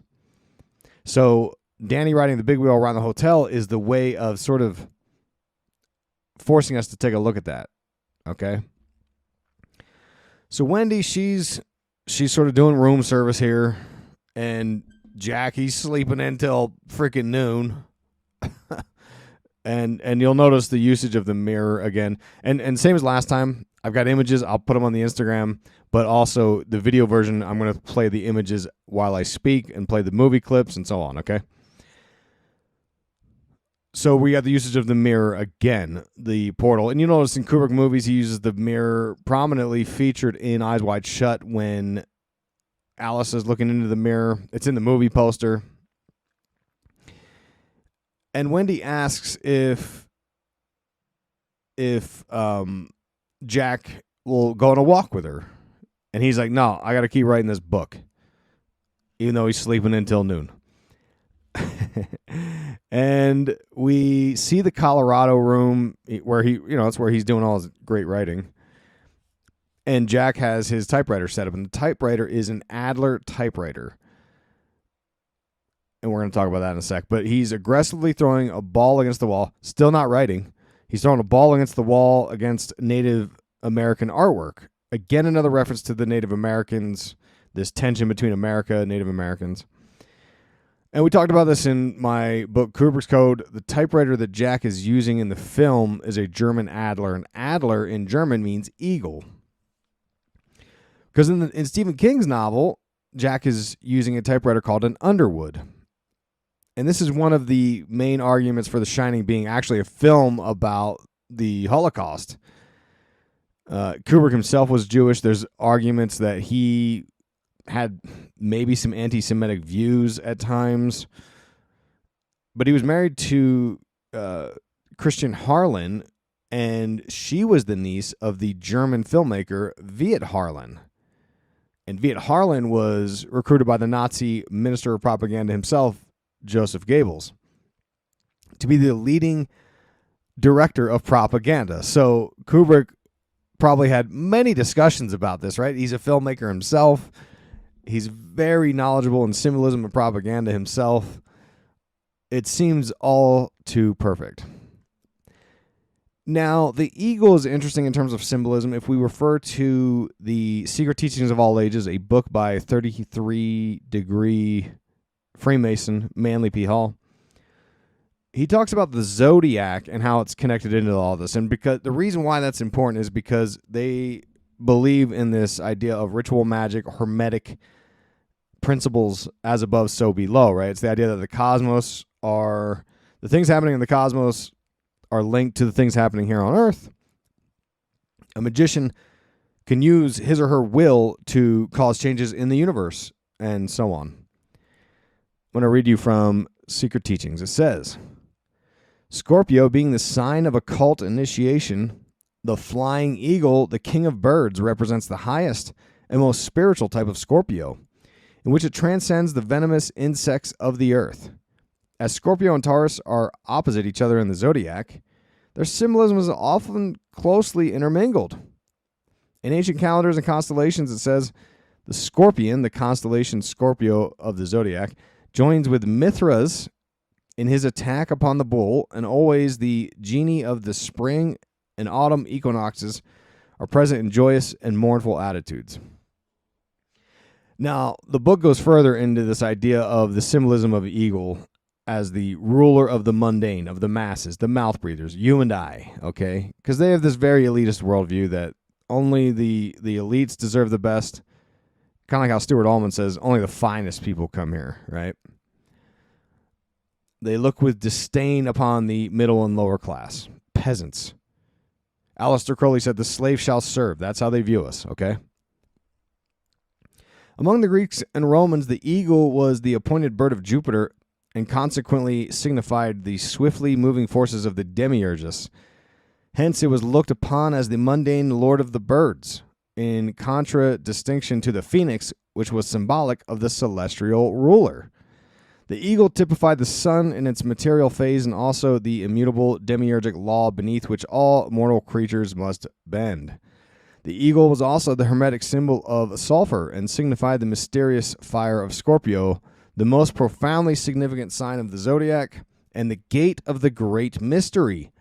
Being one of the three symbols of the Scorpio, the eagle, like the goat of Mendes, that's go with the Bobs, right? That's the Baphomet, which, plot spoiler, at the end of The Shining, that's what Jack is doing, the stance of the Baphomet. He's goating with the Bobbins. Being one of the three symbols of Scorpio, the eagle, like the goat of Mendes, a.k.a. the Baphomet, was an emblem of the theurgic art and the secret processes by which the infernal fire of the scorpion was transmuted into spiritual light fire of the gods. Now, the eagle is very important to all of the mystery religions because it is the spirit of the phoenix. It's a symbol that represents the alchemical transformation of mankind. The initiate is reborn into the new understanding of this world and rises from the ashes like a phoenix, right? That's why it's represented as the final stage of alchemy. Kubrick, knowledgeable about the concepts of alchemy, as is evident from 2001: A Space Odyssey. But should my dear listener not believe me yet, let's keep reading. Manly P. Hall. He connects the phoenix to the actual American eagle, because that's where we're going with this, right? We're talking about America, oftentimes all the colors in the film, the red, white, and blue and such. European mysticism was not dead at the time the United States of America was founded. The hand of the mysteries controlled in the establishment of the new government, for the signature of the mysteries may still be seen on the Great Seal of the United States. Careful, which, by the way, was at the Republican National Convention in 2024. Yeah. They had the Great Seal. Do you remember that? With the pyramid with the all-seeing eye? New World Order stuff. Careful analysis of the seal discloses a mass of occult and Masonic symbols, chief among them the so-called American eagle, a bird which Benjamin Franklin declared unworthy to be chosen as the emblem of a great, powerful, and progressive people. Here again, only the student of symbolism can see through the subterfuge and realize that the American eagle upon the Great Seal is but a conventionalized phoenix, a fact plainly discernible from an examination of the original seal. In his sketch of the history of the seal of the United States, Galliard Hunt unwittingly brings forward much material to substantiate the belief that the original seal carried the phoenix bird on its obverse surface and the Great Pyramid of Giza upon its reverse surface. So there you go, America, illuminate, confirm us. The eagle holds great significance in terms of the secret destiny of America, also written by Manly P. Hall. It's about basically this New Atlantis, Neoplatonist fantasy, Plato's Republic, this idea that the scientific elites should, or AI, should be the new governing body because people are just too dumb left to their own devices. And that's why you see the symbolism of all these occult concepts in the NASA, pagan system, on the patches and so on. And that's the main idea of occult symbolism in the world of conspiracy, is that they're trying to do alchemical transformations of the entire country on some level. So Wendy and Danny, they're running into the labyrinth, and Wendy says, or is it Danny? Danny says, loser has to keep America clean. I'll play the clip for you. What are they talking about now? I think the reason they say that is because back at that time, there was a Keep America Beautiful public service announcement released in 1971 with this Native American crying. And to me, it seems kind of like, I don't know, it's drawing attention to Native Americans and USA. Okay. Now, what's more interesting is that they're running into a labyrinth, and the labyrinth is not in the book at all, which is kind of crazy. Labyrinth is an idea loaded with symbolism. It's a journey for the initiate, and it's like the original Greek mythology of the labyrinth of the Minotaur, which was all about imprisoning the Minotaur, and Theseus has to conquer this maze to confront the shadow, right? That's always like the individuation process of Carl Jung. Or you could argue, like I will in part 3, that Jack Nicholson's character, Jack Torrance, is confronting his own shadow. But in the Minotaur mythology, it's about confronting the shadow that's all the way in the center of the maze. It's deeply seated. You got to work towards it. And it's a bit of a play on what Aleister Crowley and Jack Parsons were doing with Crossing the Abyss, or confronting Charon's Zone, the shadow. They wanted to destroy the ego fully so they could cross the abyss and become masters of the temple. And the labyrinth is symbolic of the great work, right? This is what all these occultists are always talking about. It's becoming reborn with this occult gnosis. Carl Jung had symbolized the personal unconscious mind as a labyrinth, and a person would need to navigate the labyrinth and go deep into the center to find the shadow, to find their true self. Because, as you grow, you are programmed from social norms and constructs and church and politics and parents and family and friends and all this stuff. Your brain is just soaking all this stuff up, and you don't really have a true self in there. It's buried in there, right? Now, it's very interesting. Kubrick would add these elements to the story that, again, wasn't in the book. And it's kind of like how the interior shots of the hotel are not really possible, and it doesn't make any sense. It's like an M.C. Escher artwork with different worlds folding on top of one another, multiple dimensions of reality existing in one space, and it creates a liminal realm, or what they call it today, backrooms. And it's a sort of ports into this world where we're not really sure what's real, what's a hallucination, are they dreaming, are they awake? Why did some of these things not make any sense? This is kind of like the world of Twin Peaks, right? Very David Lynch. And in the book, there's no labyrinth, but there's these hedge animals that come to life. It's pretty creepy. Jack is when he's outside working, he senses them looking at him, and he senses them moving. It's pretty unnerving. And I haven't seen the TV version of The Shining. I mean, just on principle, it can't be as good as Kubrick, right? But I think that the hedge monsters are possibly in the TV version. I could be wrong. So Kubrick, we get the classic Kubrick crossfade of Jack Torrance and Wendy and Danny running around the labyrinth. And he's kind of just sulking around the hotel, and he throws this tennis ball against the wall, and it basically disappears. You don't really see it go anywhere. It makes a noise like it bounces off the wall, but you don't see it. Now that same ball is going to come back later. We're going to find out where it went mysteriously. And at this point, he leans over this giant diorama on a table of the exact labyrinth that's outside. And it zooms in to the labyrinth on the table inside the house, and it shows Wendy and Danny in the center of the labyrinth running around. What are we even talking about? It doesn't even make sense. It doesn't even make sense. This was just like the film Heretic. If you haven't listened to my Heretic analysis, boy, have I got a treat for you. I didn't even realize it. I'd seen The Shining many, many times, and when I did the Heretic film analysis, which has a similar situation where Mr. Reed is using ritual magic in a way, and he's controlling this reality that he can kind of lean over his own diorama and see the characters moving around. He's controlling reality through magic and this diorama, as above, so below. I'll put a link in the show notes. If you haven't listened to the Heretic film analysis, oh boy, that's a good one. It's a real doozy. All right, now we are shown on the screen that it's now Tuesday. You'll notice Kubrick changes it. It'll be like a month later, Tuesday, 4 p.m. It's like, what? None of it. You can't get your bearings, and that's the point. Danny big wheeling again down on a new floor, and this time we've got this carpet pattern the iconic Shining carpet pattern. He stops at room 237, but the door's locked. Again, he's wearing red, white, and blue, as usual. What's Jack Torrance doing? Well, he's finally typing. Oh, thank goodness. Thank goodness he broke his writer's block. And Wendy comes by to check on him. She's also wearing red, white, and blue. And Jack's being a total jerk. He's like, these interruptions are distracting me and slowing me down. So he implements a new rule. If I'm in here typing, or if I'm not typing, or whatever the fuck I'm in this room, it means he's working. So don't come in. Do not bother him.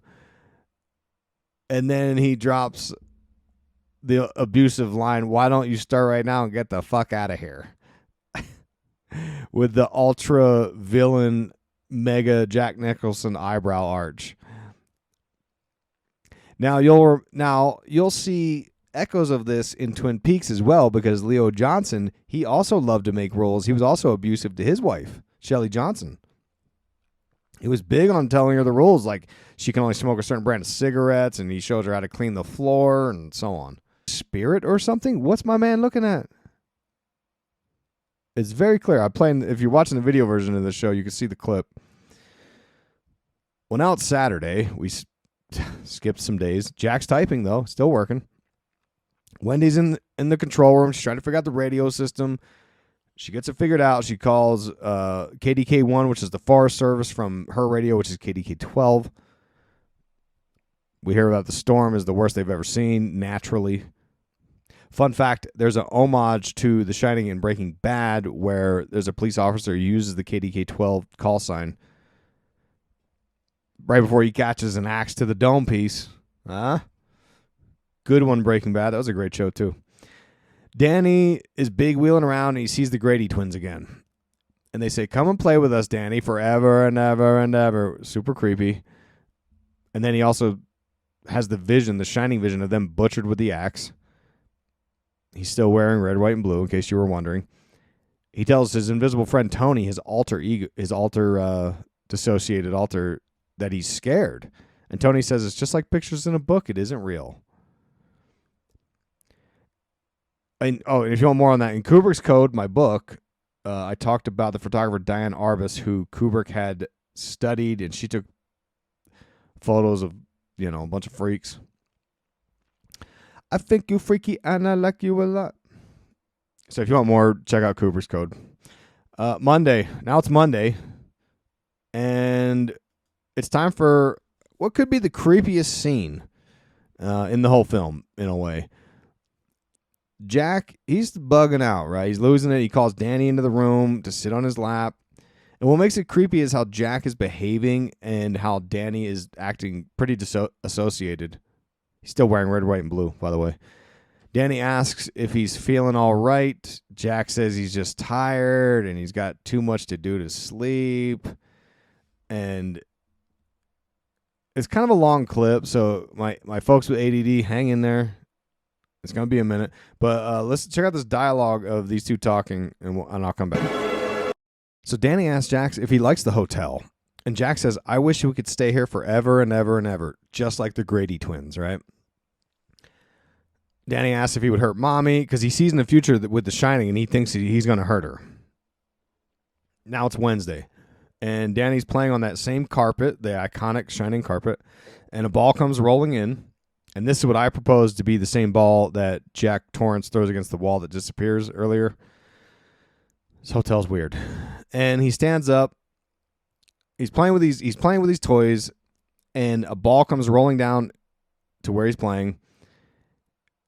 And he stands up, and he's wearing a sweater that says Apollo 11. Again, red, white, and blue. And he walks down the carpet towards room 237, which is where the ball came from. I'm going to play the clip, and then we'll come back.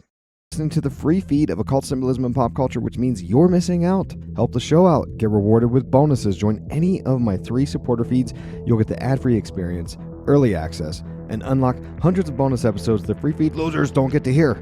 You can also score free books, discounted merch, and more. The most popular option is patreon.com/Illuminati Watcher. The easiest one is Apple Premium, where you sign up on the app. The cheapest one is my own, IlluminatiWatcher.com VIP section. Compare the 3 platforms at IlluminatiWatcher.com. Hit the VIP tab up top. Links are always in the show notes. Ooh, yeah! Hey guys, has it pissed you off to watch cryptos fly up in price for over a decade and you've still done nothing about it? It makes sense. Crypto is complicated and it's really boring. Well, here's the good news. You don't need to know a thing about crypto to make the money that so many people have. The CopyMyCrypto.com membership site shows you the exact cryptos that YouTube's James McMahon personally holds, which means you just copy him. It's like having a big brother who knows what he's doing. You don't need to know a thing about crypto or how to invest. You simply copy along. So let me tell you more about James. He runs the Crypto with James YouTube channel, which has over 54,000 subscribers. In the summer of 2020, he told his viewers to buy 26 cryptos. Had you put in $100 into each one, it went on to be worth over $123,000. Of the 26 cryptos, his top pick of the year, the one that he singled out, called Phantom, went up 692 times from what he said. That one call alone has retired a number of people, including guys in their 20s and 30s. Remember, this is public knowledge. You can go to YouTube and verify this yourself. So if you'd like to join the 2,800 members who copy James, then pause what you're doing and head over to copymycrypto.com/Isaac. That's copymycrypto.com/Isaac. That's spelled ISAAC, right? Double A for double awesome. And you're going to find proof of everything I've said, but my viewers get full access for just $1. And you'll join me too, because I'm also a member. I've been watching James's videos and listening to his advice for years now, and I'm telling you, he knows his stuff. I've been banking fatties, and let me tell you, 2024 so far has been real good in the crypto market. And yes, you've missed out on Bitcoin, but there's over 2 million other cryptos. Do you really think you've missed out on all of them? Guys, don't waste any more time. Go to the site and read it. Once again, copymycrypto.com/Isaac, 2 A's, so ISAAC, and you get in for $1. It's ended money worries for so many. It may just do the same for you. Link in the show notes as always. Now, this is the scene that's the linchpin in the Jay Weidner conspiracy about the fake moon landing. Because as everybody already knows, in the book version of this story, it's room 217. In Kubrick's film, he changes it to room 237. The official supposed version is that the Timberline Hotel, where they filmed the exterior shots for this, had a real room 237, and they were worried that people would be scared to stay there. It's a different world. Today, there would be a sales pitch. But anyway, they were worried people would be afraid to stay there, so they say, hey, can you just change it to I'm sorry. Let me back up. The Timberline supposedly had a real room 217. They asked Kubrick to change it to 237, and that's why it's 237. Which begs the question, why does the Timberline have a room 217 but not a room 237? Who knows? Also, I think Jay Weidner, I heard him say that if you looked into it, the Timberline doesn't even have a room 217. Nonetheless, Jay Weidner's theory is that Danny, wearing the Apollo 11 rocket shirt, stands up from the launch pad. That's the shapes, the hexagonal shapes or Saturnian shapes on the carpet. And he travels down to room 237, which is symbolic of the Apollo 11 launch going 237,000 miles to the moon, which is the distance it was back then. Apparently it's off a little bit. Now it's a little different. But back then it was 237,000 miles. And which is also crazy to think of, because if they didn't know the miles to the moon back then, you're telling me we got people to the moon? That doesn't make any sense. But the whole thing with the moon doesn't make sense to me. I strongly believe we never did. We never sent human beings to the moon. I wrote about it in my book, Conspiracy Theories and Unpopular Culture. Check it out. And I did an episode on it, I don't even know, a couple years ago. And then also the key in the lock at room 237 says room NO 237. And Jay Weidner says you move those letters around and it says moon room. It actually is moon ROM, technically. And then also the numerology of this is interesting. If you do the numerology stuff, 2 by 3 by 7 equals 42, which is the same number you see on Danny's shirt. 42 shows up a bunch. We'll talk about it in part 3. Also, the Grady twins could represent the Gemini astrology sign, the Gemini twins. The Gemini program was the predecessor to Apollo. And again, the twins are not in the book. So Kubrick threw that in there. So Wendy, she hits some high voltage switches in the basement. She hears Jack yell when she hits these high voltage switches, and she walks as slow as humanly possible towards the Colorado room to check on him. Good news, Jack's just having a violent bad dream, and he's screaming, and she wakes him up, and he's shook, and he's, I had the worst dream ever. I dreamt I killed you and Danny and cut you up into little pieces. Ugh. Then Danny walks in right on cue, and his shirt is torn, his neck is bruised. What the heck happened? He went into room 237 like Dick told him not to. And Wendy assumes Jack abused him because he had this past of doing that. And Jack, he's like in a catatonic state. He's bugging out while Wendy's accusing him of abusing Danny. You know, she's mama bear style right now. Jack's getting upset, so he stumbles over to the gold room. And in the book, they actually go back and forth between Jack and Wendy. In fact, Jack blames Wendy at one point. But they actually talk it out like adults in the book. Because in the book, again, Jack's not a total monster. He's trying to be a good father, trying to be a good husband. Anyways, when Jack's walking down the hallway to the gold room, you'll notice that there's these mirrors, and every time he passes a mirror, he sort of like punches in the air. Strange timing. It's like his reflection is causing some kind of issue. He's confronting the shadow, basically. And you'll notice the colors: emerald, green, gold, and red. Those are all highly charged Wizard of Oz colors. So Jack goes in this empty, gold room, and he says he'd give his goddamn soul for a glass of beer. Around our cue, a bartender in a red tuxedo appears with a full bar of booze. Stranger yet, Jack knows his name. He says, "Hi, Lloyd." How does he know his name? Is it because he's always been there? He's always been the caretaker? Anyhow, I want you to listen to this full dialogue because Jack confesses his feelings about Wendy and Danny. My man is full of excuses. The whole time Lloyd is just listening stone-faced because, he reads through all of Jack's bullshit too. Take a listen. So after Jack sells his soul for a bottle of beer, he ironically orders a bottle of bourbon. Okay. In the book, he's actually ordering martinis. He calls them Martians because his friend Al thinks it's funny to call them Martians. Anyhow, at this point in the dialogue, Jack talks about white man's burden, okay? And this happens in the book also. And I believe what he's actually referencing is the idea, because the idea of white man's burden is this concept that the white man needs to expand, colonize, build empires, because the elite whites need to civilize the whole world into their superior way of being. So my thought reading the book was that, I think he says that because it's Jack's way of imperializing the drinks, which is why he says it. It's a play on words. It's colonizing Mars or Martians, right? Which could be kind of weird because that ties into Elon Musk and stuff, right? Or maybe it's a reference to the hotel being built on Native American burial grounds as the white man's duty to dominate other cultures. But in this dialogue, Jack says he's got 2 20s and 2 10s. He's worried it'll be there till April because that's when the family leaves, is in April.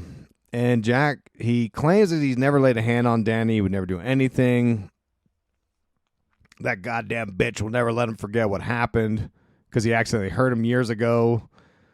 And right when he gets done doing all this, here comes Wendy with a baseball bat to the gold room. And she's freaking out because Danny tells her, "Hey, there's a strange woman in room 237 that tried to kill me."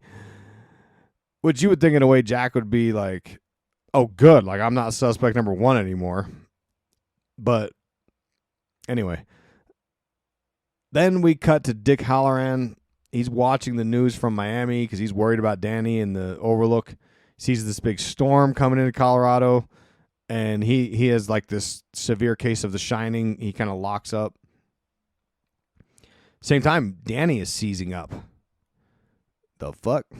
In the book, there's this whole thing about him needing to go down to the Sidewinder town, and Wendy and Jack try to figure out how to get down there because he needs some medical attention.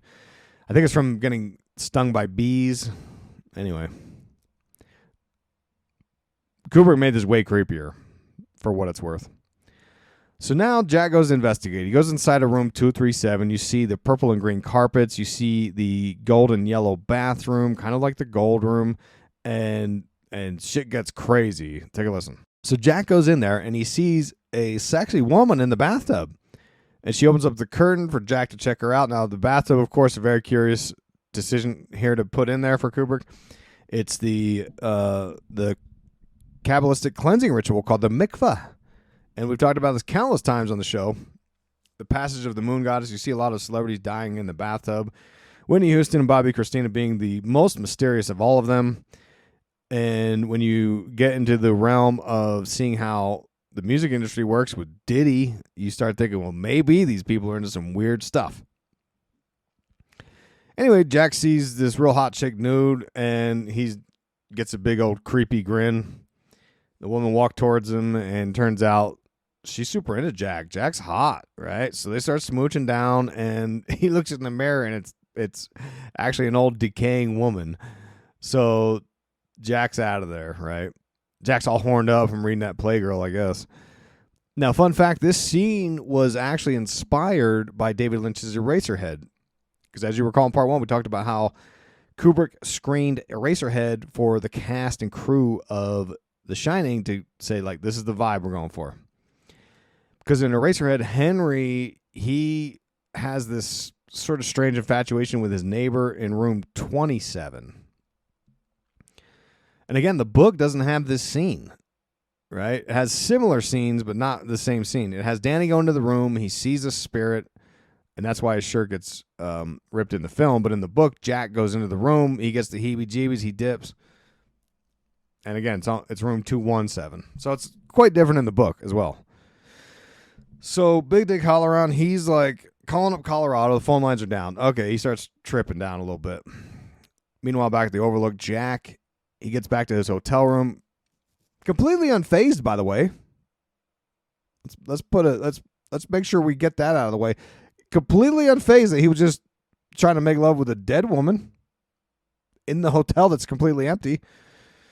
And he just tells Wendy he didn't see anything at all. And he's very tender with Wendy right now. And you'll notice when you watch this film, listen to the background noises. You hear the wind howling, like there's some real spiritual activity drumming up in the hotel. And Jack thinks maybe Danny hurt himself now, since there's no boogeyman in room 237. And Jack wouldn't do this. But Wendy still wants to get Danny out of there. Jack hates this idea. He tells her that she's fucked his life up so far, and she's not about to fuck up his big book deal. Meanwhile, poor Danny, he's tripping balls, and he sees red rum on the door. He sees blood gushing out the elevator. Things are getting bad. So then Jack, he's strolling the halls again, and there's a party going down in the gold room. You got balloons and music, the works. And he heads in, and it's now decorated with lots of red. Before it had green and gold, now it's red and gold, right? Like red rum. I don't know. Just an idea. And he gets some more bourbon, and he's got cash in his wallet, but hey, no charges from the house, orders from the house. Literal reference. The house is the Overlook, because the hotel, the Overlook, is actually like a giant spirit machine of some kind. Jack says he wants to know who's buying his drinks. Lloyd says it's no matter. This is the Faustian bargain. Remember, he said he would sell his soul. Well, you just did, dummy. A waiter spills drinks on Jack and offers to clean it in the bathroom. And this is where things get nefarious. Jack goes in the bathroom with the waiter. The waiter says his name is Delbert Grady. Remember, Charles Grady was the guy that asked his kids, who's Delbert Grady? We don't know. Delbert Grady's in there, and Jack says, hey, I know you. You're the previous caretaker who axed his family. And Jack tells Grady that he knows what he did. But Grady seems confused, and he's like, I didn't do that. And Grady tells Jack, you are the caretaker. You've always been the caretaker. And earlier he did say that in the scene, he says that Jack is the most important person here. I'm going to play the clip. Another long one. Hang in there. You know, I personally love the Kubrick dialogue scenes. Some people get very impatient. I think that's the best part of the Kubrick films. Take a listen. So Jack's confused. Grady snitching on Danny, saying he's trying to call for help for this situation. Oh, yeah, then it was a hard R. Drops a hard R in the conversation. And Grady says that Danny has a talent he's using against Jack's will, and that, you know, that pisses Jack off. He's a naughty boy. And Jack says it's because of his mother. Grady says perhaps they need a bit more than just a talking to. He's trying to get him to kill his family. And Grady says that his girls didn't care for the hotel either. They tried to burn it down. And his wife also tried to stop him. So he had to correct all of them. So this Grady did kill his family. Why is he acting all suspicious? So Delbert Grady, who everyone said was named Charles, was the caretaker who axed his family. Now he's telling Jack that Jack is the caretaker. Jack somehow knows Grady. He says, haven't I seen you before? How would he have seen him before? Unless he was always at the hotel somehow. And we're getting this, I mean, it's like spiritual finger cuffs of some kind. Because by the end, we feel like these two are locked into this weird reincarnation type environment. When you see the photo at the end of the film, you'll see it. Or maybe Jack's just getting drunk, and his shadow is coming out and confusing things. Or maybe Delbert Grady is Jack's shadow. Because we know that, and this is in the book, we know that Charles Grady was also an alcoholic, and he got drunk and murdered his family. So Jack heads out on the mission, right? And the first step is to cut off that radio. So, and he doesn't just unplug it. He pops out the relays. And Big Dick Halloran, he's flying out to Colorado. He's like, I got to get out there. Danny's in trouble. He drives a car up the pass through the snow. And this is where you get a shot of the crushed Volkswagen, the crushed red Volkswagen, a diss against Stephen King, apparently. Come on, fellas. I love both of you. What are you doing? We don't have to fight. In the book, in this scene, it just says there's an overturned semi. It doesn't mention any Volkswagen at all. So 100% Kubrick on that. Wendy is in the Colorado room, and she's got a baseball bat. Because she's looking for Jack.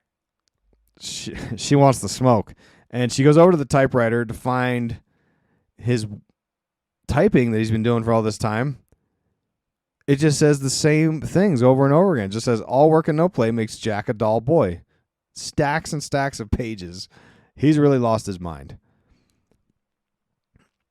Jay Widener also points out that the all in a typewriter looks like A11, Apollo 11. And then right on cue, here comes Jack Nicholson around the corner while she's snooping through his beautiful book that he's typing. And he shuts it all down. That damn Wendy's so nosy. He says, how do you like it? Classic Jack Nicholson scene. Again, another long scene. Just enjoy it. This is peak Jack Nicholson and Shelley Duvall. Insane scene. We'll come back. So Wendy's like, I just want to talk. Jack says, well, what do you want to talk about? And he closes in on her. Danny hears the whole conversation in his head, and he sees blood, right? Major update, folks. I've had to move my online store from Gumroad to my own website, so now you can find all of my author-signed books, super soft shirts, and a brand new health grift, my own branded mushroom-infused coffee called Mushroom Water Coffee, all at occultsymbolism.com.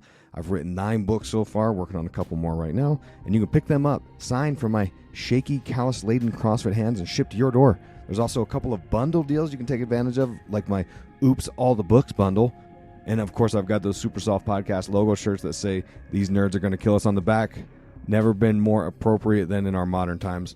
You'll have people stop to tell you they agree with you and that you're super cool for listening to Occult Symbolism and Pop Culture. And finally, I've got this new product. I worked with my coffee plug from San Diego, Jordan, to give my listeners the best mushroom-infused coffee on the planet, called the Mushroom Water Coffee.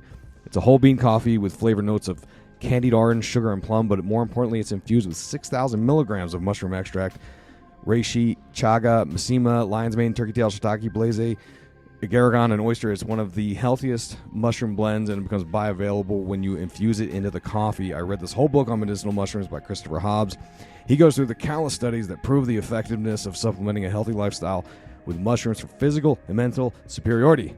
It's like you're plugged into an electrical socket, and it tastes so good. You won't believe that there's mushrooms in there, because I've tried several mushroom coffees in an effort to get more mushroom supplementation into my life, and they're terrible. But not Mushroom Water Coffee. Super smooth. Finally, if you're on Patreon or VIP section, I had to update your 10% off discount code, so check out the show notes for your new code that you can use at occultsymbolism.com. I can't offer the 10% on the coffee, though, because the profit margin is so narrow, I'd be losing money on every sale. So there you go. Support your favorite independent voice in podcasting at occultsymbolism.com. Links in the show notes. Jack being a total abusive jerk-off, harassing her about his responsibilities to his employers. You also notice when he's talking to her, he does the 666 hand. Talks about his contract with the Overlook, because remember, he made the Faustian bargain. Said he'd sell his soul for a beer. Jack tells her that he's going to bash her brains in. Does some tongue wagging as she backs up the stairs. She's fending him off with the bat. She's swinging the bat at him. She actually swings the bat at him 42 times. Kind of strange. There's that 42 again. She makes contact on the 42nd swing. And we talked about this in Kubrick's Code. Danny also says red rum 42 times before his mother wakes up. That's a scene coming up here soon. And they're also watching a Wendy and Danny on the TV were watching a film called Summer of 42. The Nazi Final Solution began in 1942. 42 is the answer to everything in The Hitchhiker's Guide to the Galaxy. Then there's also the 42 Negative Confessions of Matt. So, is Kubrick indoctrinated into any of these esoteric ideas? I mean, he was interested in them. I know that much because of that book he bought. So she drags him. She hits him with the bat, drags him to the pantry room, closes him in there. She grabs a big old Michael Myers-sized knife.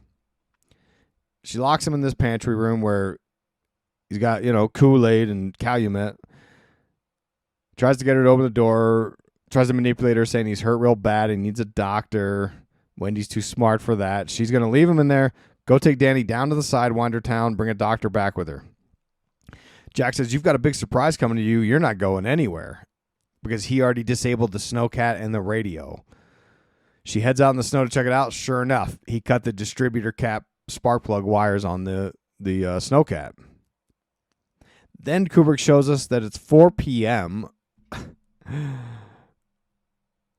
No idea what day. Anyway, Jack's in the pantry room, and he hears a knocking, and it's Delbert Grady. And Grady's shaming him. He's like, bro, your son and your wife are handling you. Right? He starts kind of jazzing him up. And he's like, look, me and the boys, we don't think you got the balls to do any of this. So he's talking mad shit. And he pops the lock. And now Jack's able to get out. Meanwhile, Dick Halloran, still in the snowcat. He's heading up the road. Boom. Good. Meanwhile, Wendy decides to get a little shut-eye. Great timing for that, Wendy. And Danny's holding the knife. And he's repeating red rum, red rum, red rum over and over and over, all creepy Creeperson style. Grabs a lipstick, heads over to the door, draws red rum on the door. Wendy wakes up, looks in the mirror, sees the reflection. Big reveal for everyone. It says, it's murder. So, red rum means murder because that's what he sees, right? There's murder about to happen. So Jack, he's out now. He grabs the axe, starts axing down the door. Wendy and Danny are locking themselves in the bathroom trying to escape through the world's tiniest window. Only Danny can get out, so she tells Danny, run, hide, whatever. Jack gets to the bathroom door and doing big speech about little pigs, and he axes a hole in the door big enough to fit his head through, and he says, here's Johnny, right? But then she slices his hand with that big old knife. Now, fun fact, Nicholson improvised that whole "Here's Johnny" bit. So, classic, probably the most classic line of the film. Then they both hear Dick Halloran and the snowcat coming up. So, like, who the heck is that? So, Danny, he comes back into the house. He hides in the kitchen. Jack is stalking around with his axe. Dick shows up yelling like a fool. So, Jack hones in on his location.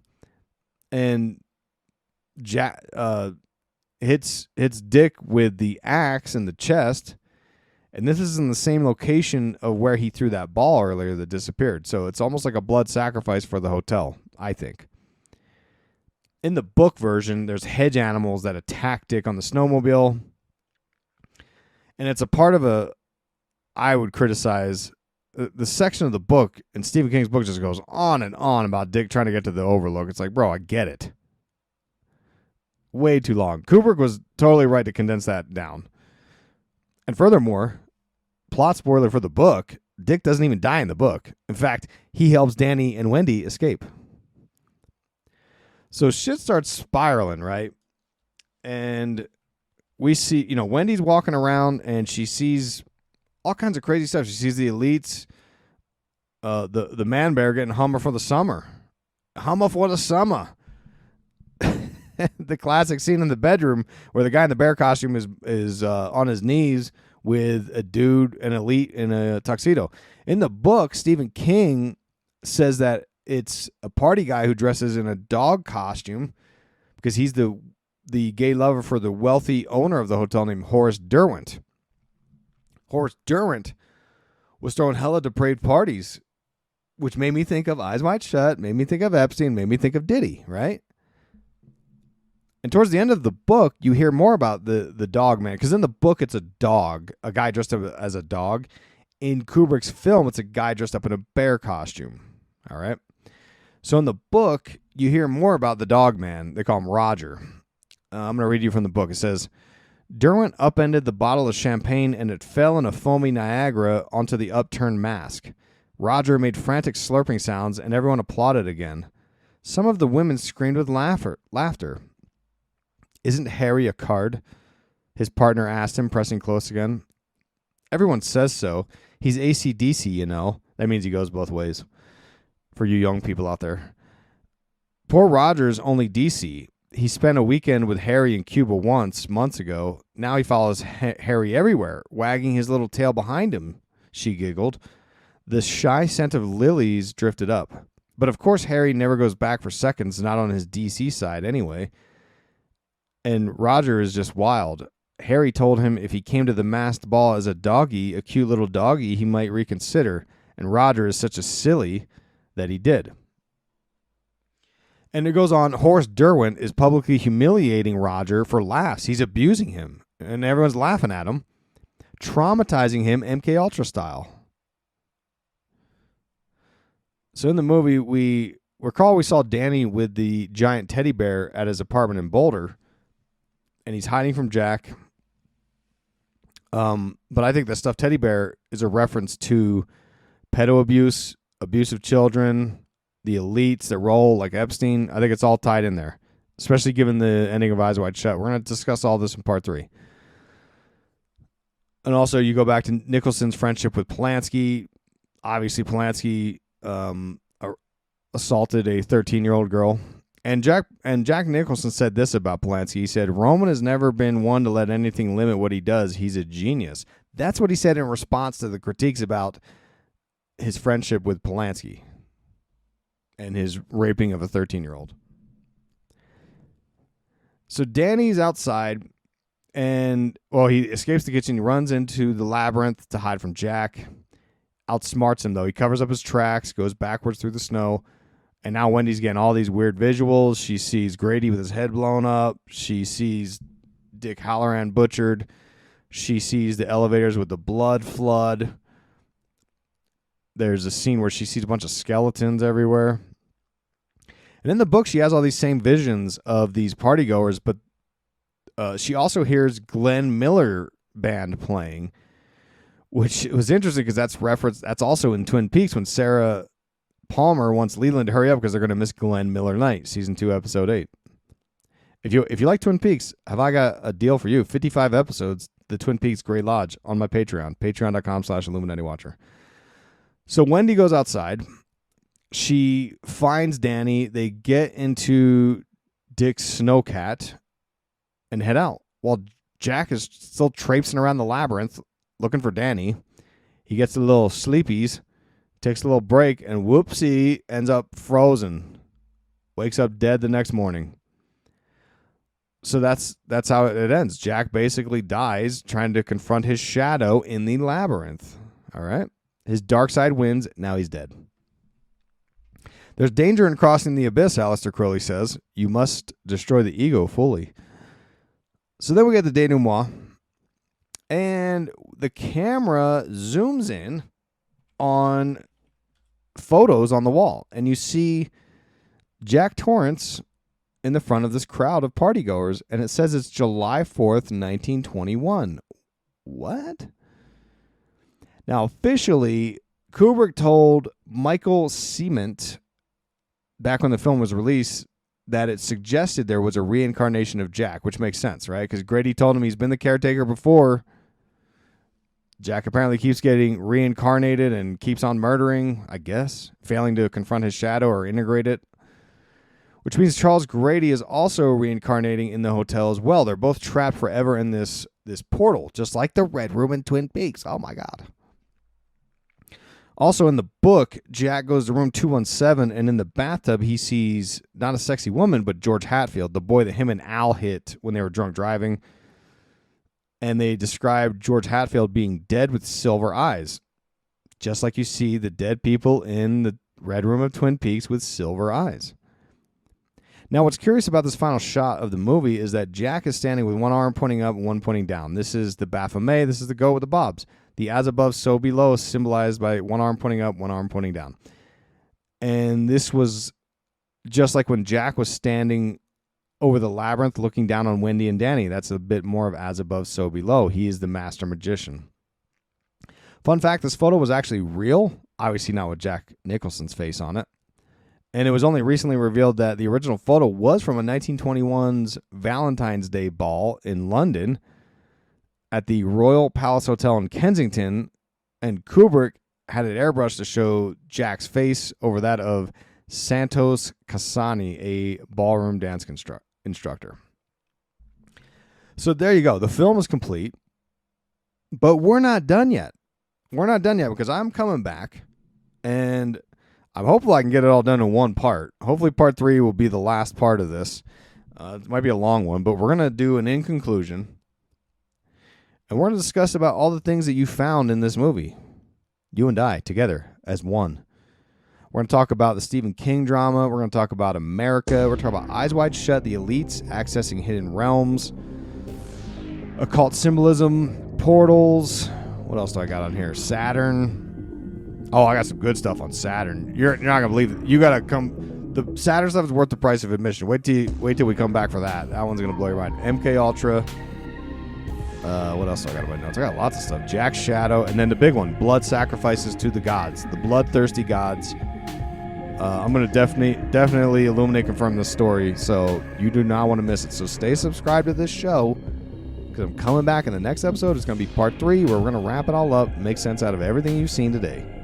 And it's going to be a great time, and you're going to love it. Now, if you want to support the show, you got options. If you're on that free feed loser status, give me a 5-star review on whatever app you're using. Thank you. If you're wanting to go ad-free and unlock hundreds of bonus episodes, including a 55-episode deep dive into Twin Peaks, sign up for my supporter feeds. I got 3 of them. Patreon.com/Illuminati Watcher, VIP section on IlluminatiWatcher.com, or Apple Premium. If you're already on those, if you're on Patreon or VIP section, consider upgrading to Tier 2 if you want the video version of the show. Okay? All right. Thanks for listening to the show. Till next time, stay positive. I'm your host, Isaac Weishaupt, and while we're taking a little break from the show, I want to take you down Grifter Alley. The amount of censorship that I've battled over the years is unbelievable. I started blogging and writing books in 2011, and I started podcasting and creating video content in 2014. My channels constantly get shut down. I've had Amazon reject books that I've written, and the saga just keeps going. Instead of folding up the whole project, I've had to rebuild and rebrand multiple times for reasons I have yet to understand. You can check out the full story at IlluminatiWatcher.com. Hit the Start Here tab on the menu. So that leads me to you.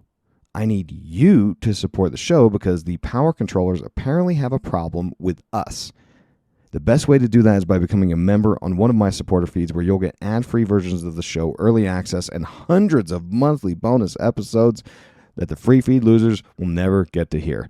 The platform I recommend is patreon.com/Illuminati Watcher, because you'll get all those goods, and I will send you my 2 most popular books for free, The Dark Path and Kubrick's Code, all for less than a cup of coffee a month. Cup of coffee in the big candy. Another reason I like Patreon is the community comment sections, because there are over 1,000 members, and sometimes the comment sections get real lively. App compatibility with Spotify and Apple and much more. It makes it a no-brainer. I can also provide an option to watch videos ad-free at a Tier 2, annual discounts, and a whole lot more. Check it all out at patreon.com/Illuminati Watcher. Now, the easiest platform is Apple Podcast Premium. If you listen to this show on Apple Podcast, just mash the button, you're in. You unlock all the bonus episodes, the early access, the ad-free experience, all that. The cheaper alternative to Patreon is one that I created. You get the same perks that you get at Patreon, the free books and all that. It's the VIP section. You can check that out at IlluminatiWatcher.com. Click the VIP menu tab up top. You can read the details. You'll have to copy and paste an RSS code into a compatible app of your choice, right? The VIP section, it doesn't work with every single app, but there's a list of the popular ones that it works with, like Apple Podcasts, CastBox, Overcast, Pocket Cast, and much more. Again, check out IlluminatiWatcher.com, hit the VIP menu tab, and you can compare all 3 of these supporter options. Because lots of people think I should be doing this for free, which is very admirable, but it takes an incredible amount of time, recording, hosting content, and getting software, equipment. I got to read whole books sometimes, taking notes on everything that I consume. It's literally a full-time job for me to juggle with a day job, a home life, and a family. Hey, man, I got 5 kids to feed. And I'm a one-man army, which is great because I actually don't answer to anybody but you. All right? That means you can trust that I'm giving you my take and not some political hack job angle or corporate slave master shilling or any other kind of nefarious purposes. But that requires you to support the show. If you're in the position to, if this is the last $5 of the month that you have, I don't want it. I want you to prioritize your health, your family, your relationships. That needs to be priority number one. But if you got it, you want to give me a cup of coffee, let's go. In part 3 of our analysis of The Shining, we decode the entire film as Kubrick's ultimate revelation, from Stephen King to America's Dark Soul to Eyes Wide Shut elite rituals, Epstein connections, Skull and Bones, the Key Club, occult portals. This is where it all converges. We'll explore the moon landing hoax, MKULTRA, Project Monarch, incest theories, blood sacrifice, Crowley's abyss rituals, and the Devouring Father archetype. What if The Shining wasn't just a horror story, but a blueprint for the elite's spiritual war?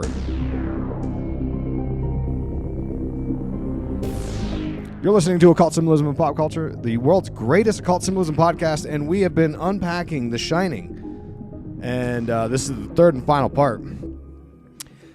Will there be a part 4 someday? Maybe, if I find more findings. You know, I'm always on the lookout. Now, in part 3, we're going to decode the entire film, which we walked through in part 1 and part 2. If you didn't listen to those parts, what are you doing here? Go back to part 1, start there. This is where we're going to put it all together. We're going to elaborate and expand upon all these ideas that we've been teasing throughout the film.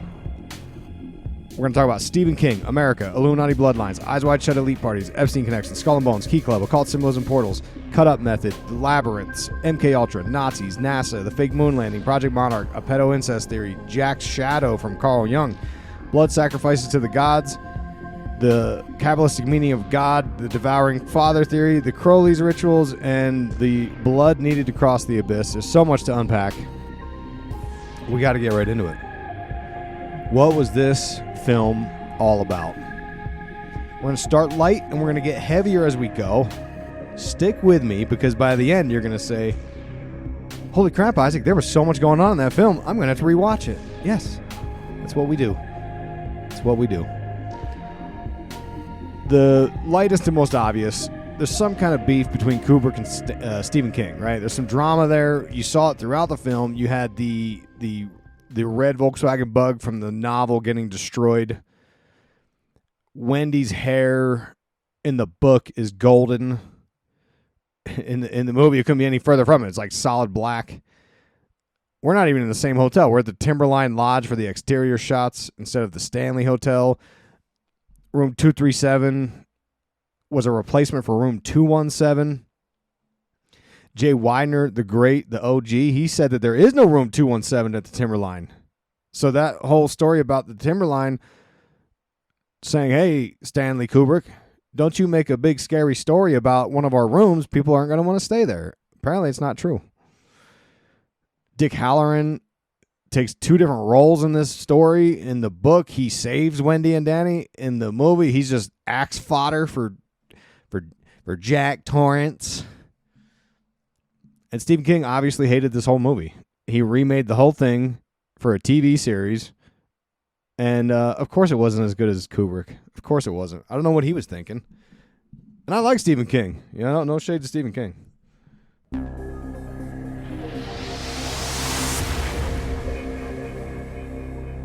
Hey, let me holler at you real quick. As you know, I've moved my online store from Gumroad to OccultSymbolism.com. And this is where you can pick up my limited run Mushroominati Watcher mushroom infused coffee, which will also come with a limited run holographic podcast sticker that I printed off, as well as my super soft official podcast t-shirts and signed books, such as Kubrick's Code, which is where my entire journey started over 10 years ago when I analyzed the Kubrick classics 2001: A Space Odyssey, Clockwork Orange, The Shining, and Eyes Wide Shut. The book has full-color images supporting the theories, and it's still one of my most popular books that I've ever written, which, as you already know, you can pick up a ebook version if you sign up for my supporter feeds at patreon.com/IlluminatiWatcher or the IlluminatiWatcher.com VIP section. That's where you'll get an ebook version of Kubrick's Code and The Dark Path just for signing up for $5. Can you believe it? Oh, my gosh. And you can also, on my new online store at occultsymbolism.com, you can still pick up the Oops, All the Books bundle, where you'll get all 9 books that I've written, all signed and shipped from my humble little studio here. So go check out my cool new store at occultsymbolism.com. That's right, OCCULTSYMBOLISM.com. Links in the show notes. Let's get back to the show.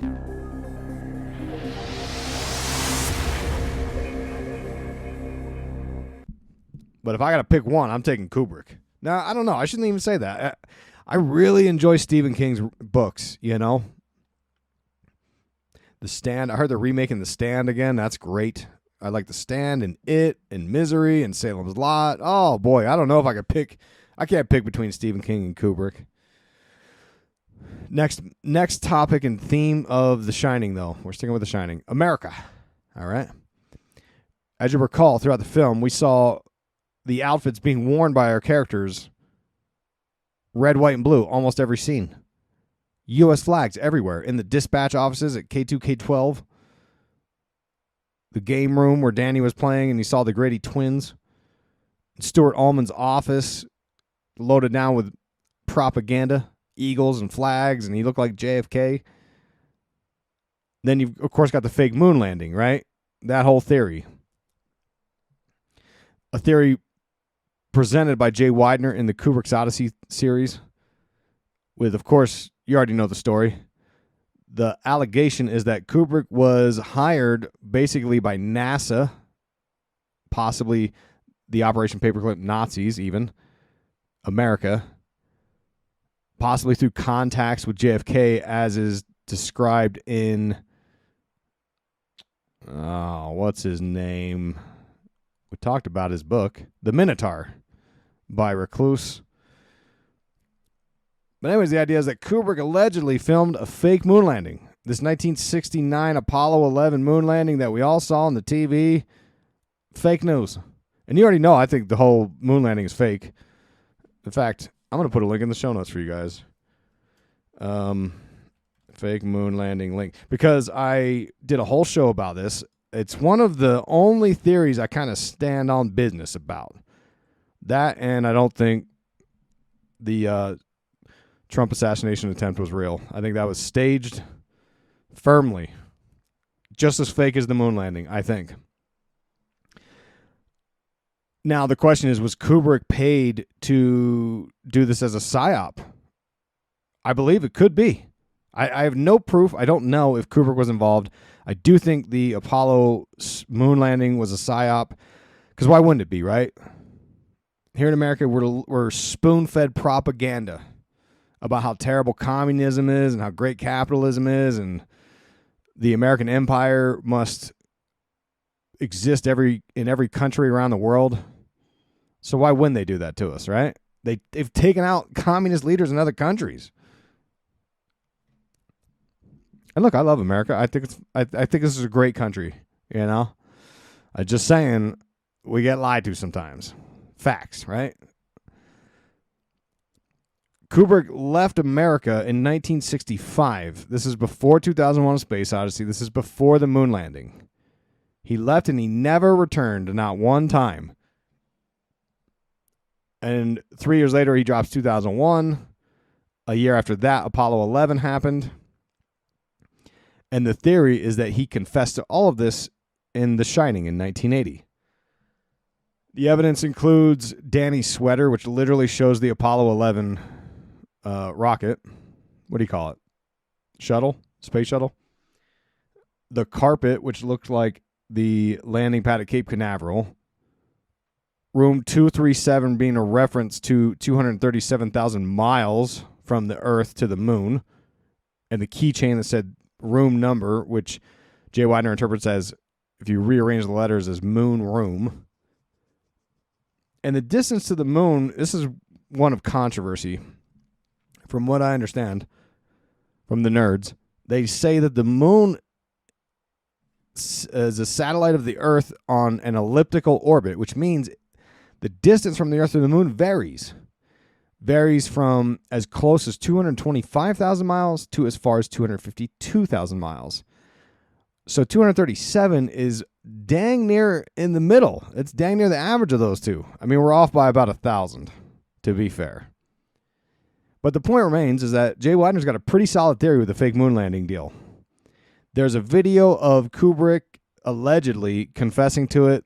This guy looks like Kubrick. This is before the age of AI. I've read that that's not real. I don't know, obviously. I wasn't there.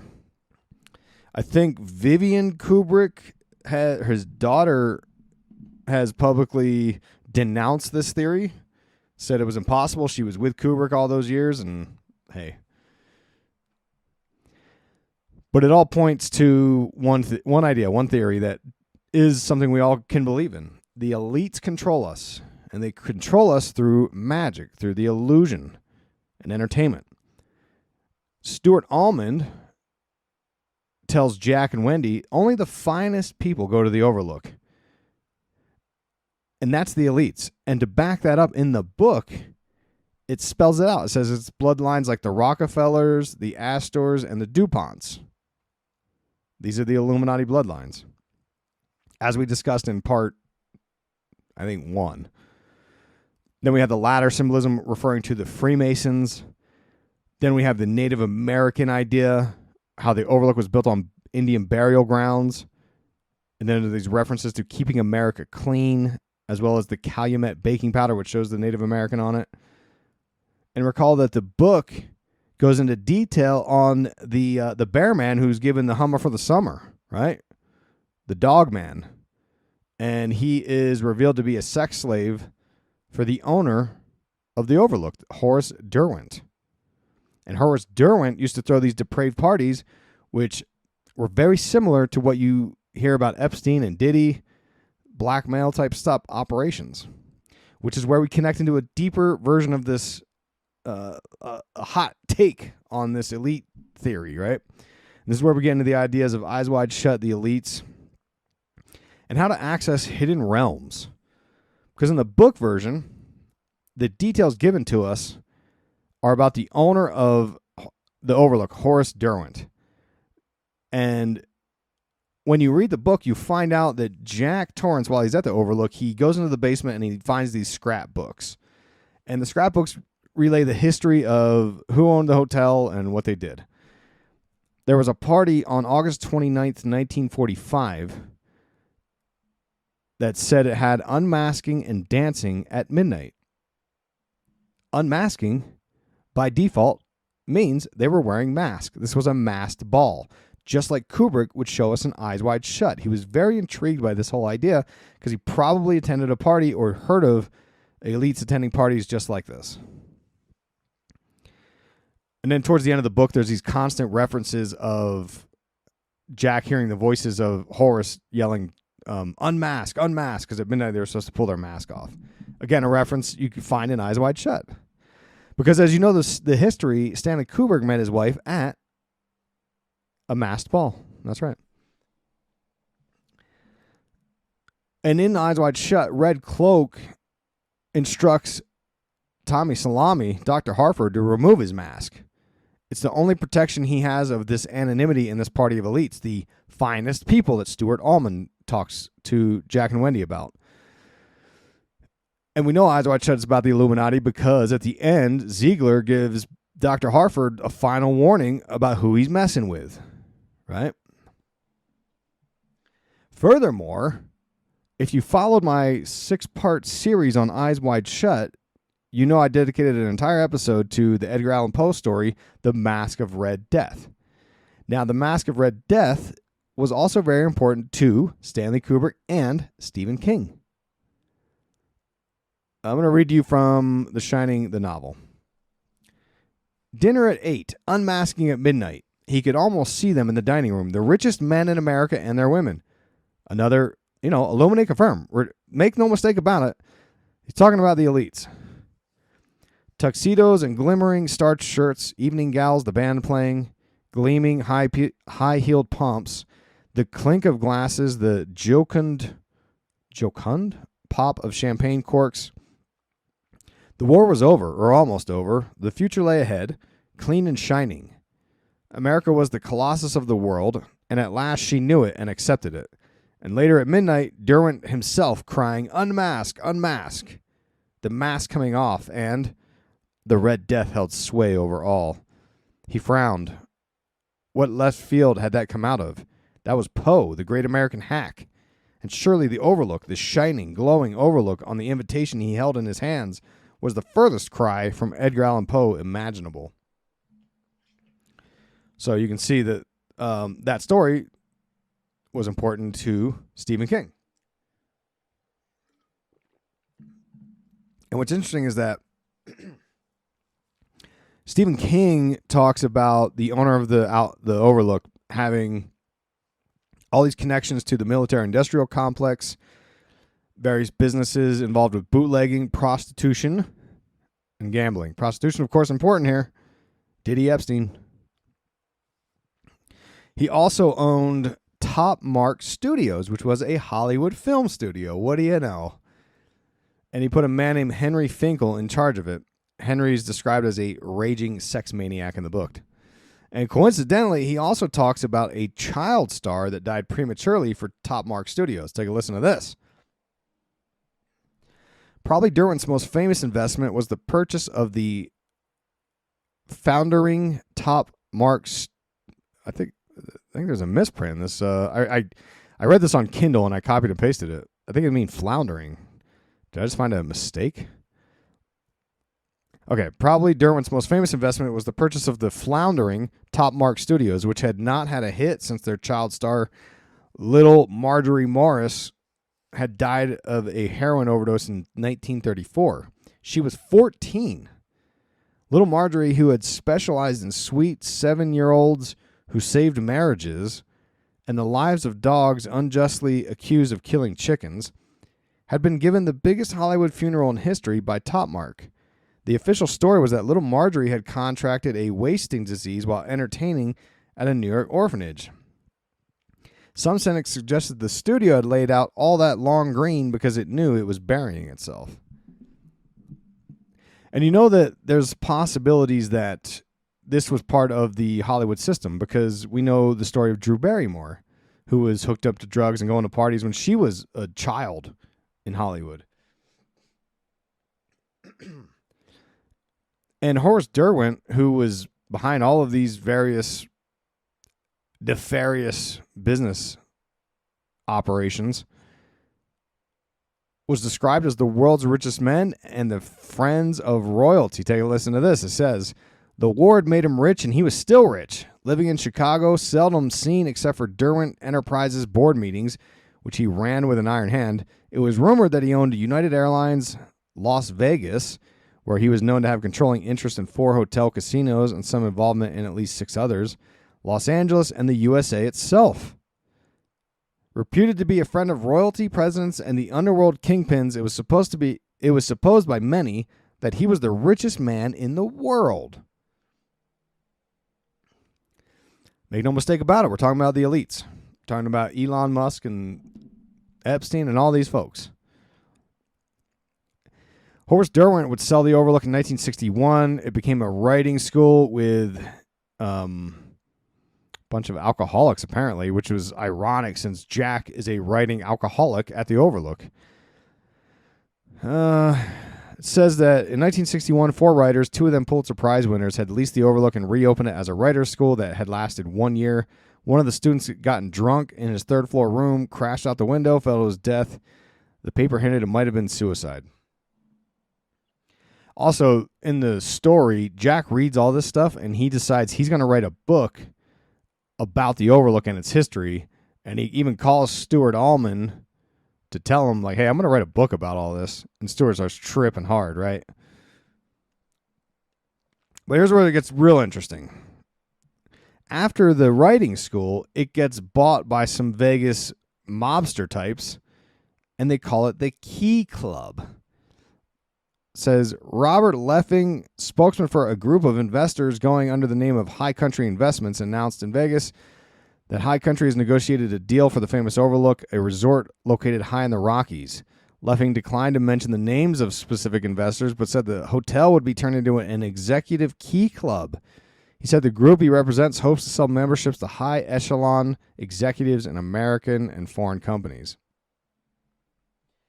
And of course, it's a bunch of mobsters and criminals, but it's curious they chose the name Key Club because keys are the most occulted symbol of all. It says James Shelby Downard. He would know. They symbolize access into the back rooms, right? You heard, oh man, what's his name?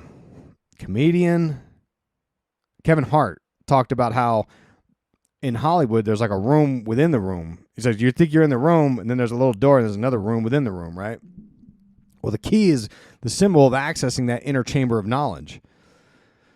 Through indoctrination or initiation, it's accessing new realms, crossing dimensions, like the Keys of Solomon or the Lost Keys of Freemasonry, or even Bluebeard's key, which we talked about Bluebeard in part 2. We talked about room 237. Because keys symbolize the power to the elites. They have the authority and control over who can enter and who can access this inner sanctum, this inner gnosis. It's giving the mysteries to only those who deserve it, basically. Which takes us into the idea of occult symbolism and portals in this film. Because the story of The Shining came from Stephen King originally. Remember, he stayed at the Stanley and had all these nightmares and visions. He stayed there October 30th, over Samhain. But Kubrick would take the story and he would further alter it. And it's alleged that he was using surrealist techniques, like the cut-up method from William S. Burroughs, actually created in the 50s by Brian Geisen, who was, what he would do is he would cut up newspapers on his paint table to sort of like paint. And he noticed that sometimes these words would assemble themselves into certain messages. And then William S. Burroughs would apply this sort of technique into his writings, as did David Bowie, Genesis P. Orridge, and so on. You could even argue that the Ghost Adventures use a similar idea with one of their voice box machines. It scans frequencies and kind of pulls out, chops up words. And in this surrealist technique, it's a way of pulling messages or information from a hidden realm, from the shadows, and breaking free from the restrictive forces of Saturn, right? Sort of like automatic writing in a way, and which David Lynch's daughter, Jennifer Lynch, would use some forms of automatic writing to write The Secret Diary of Laura Palmer. Because all these, Stephen King, David Lynch, Stanley Kubrick, all three of these prolific creators had a way of making contact with unseen realms.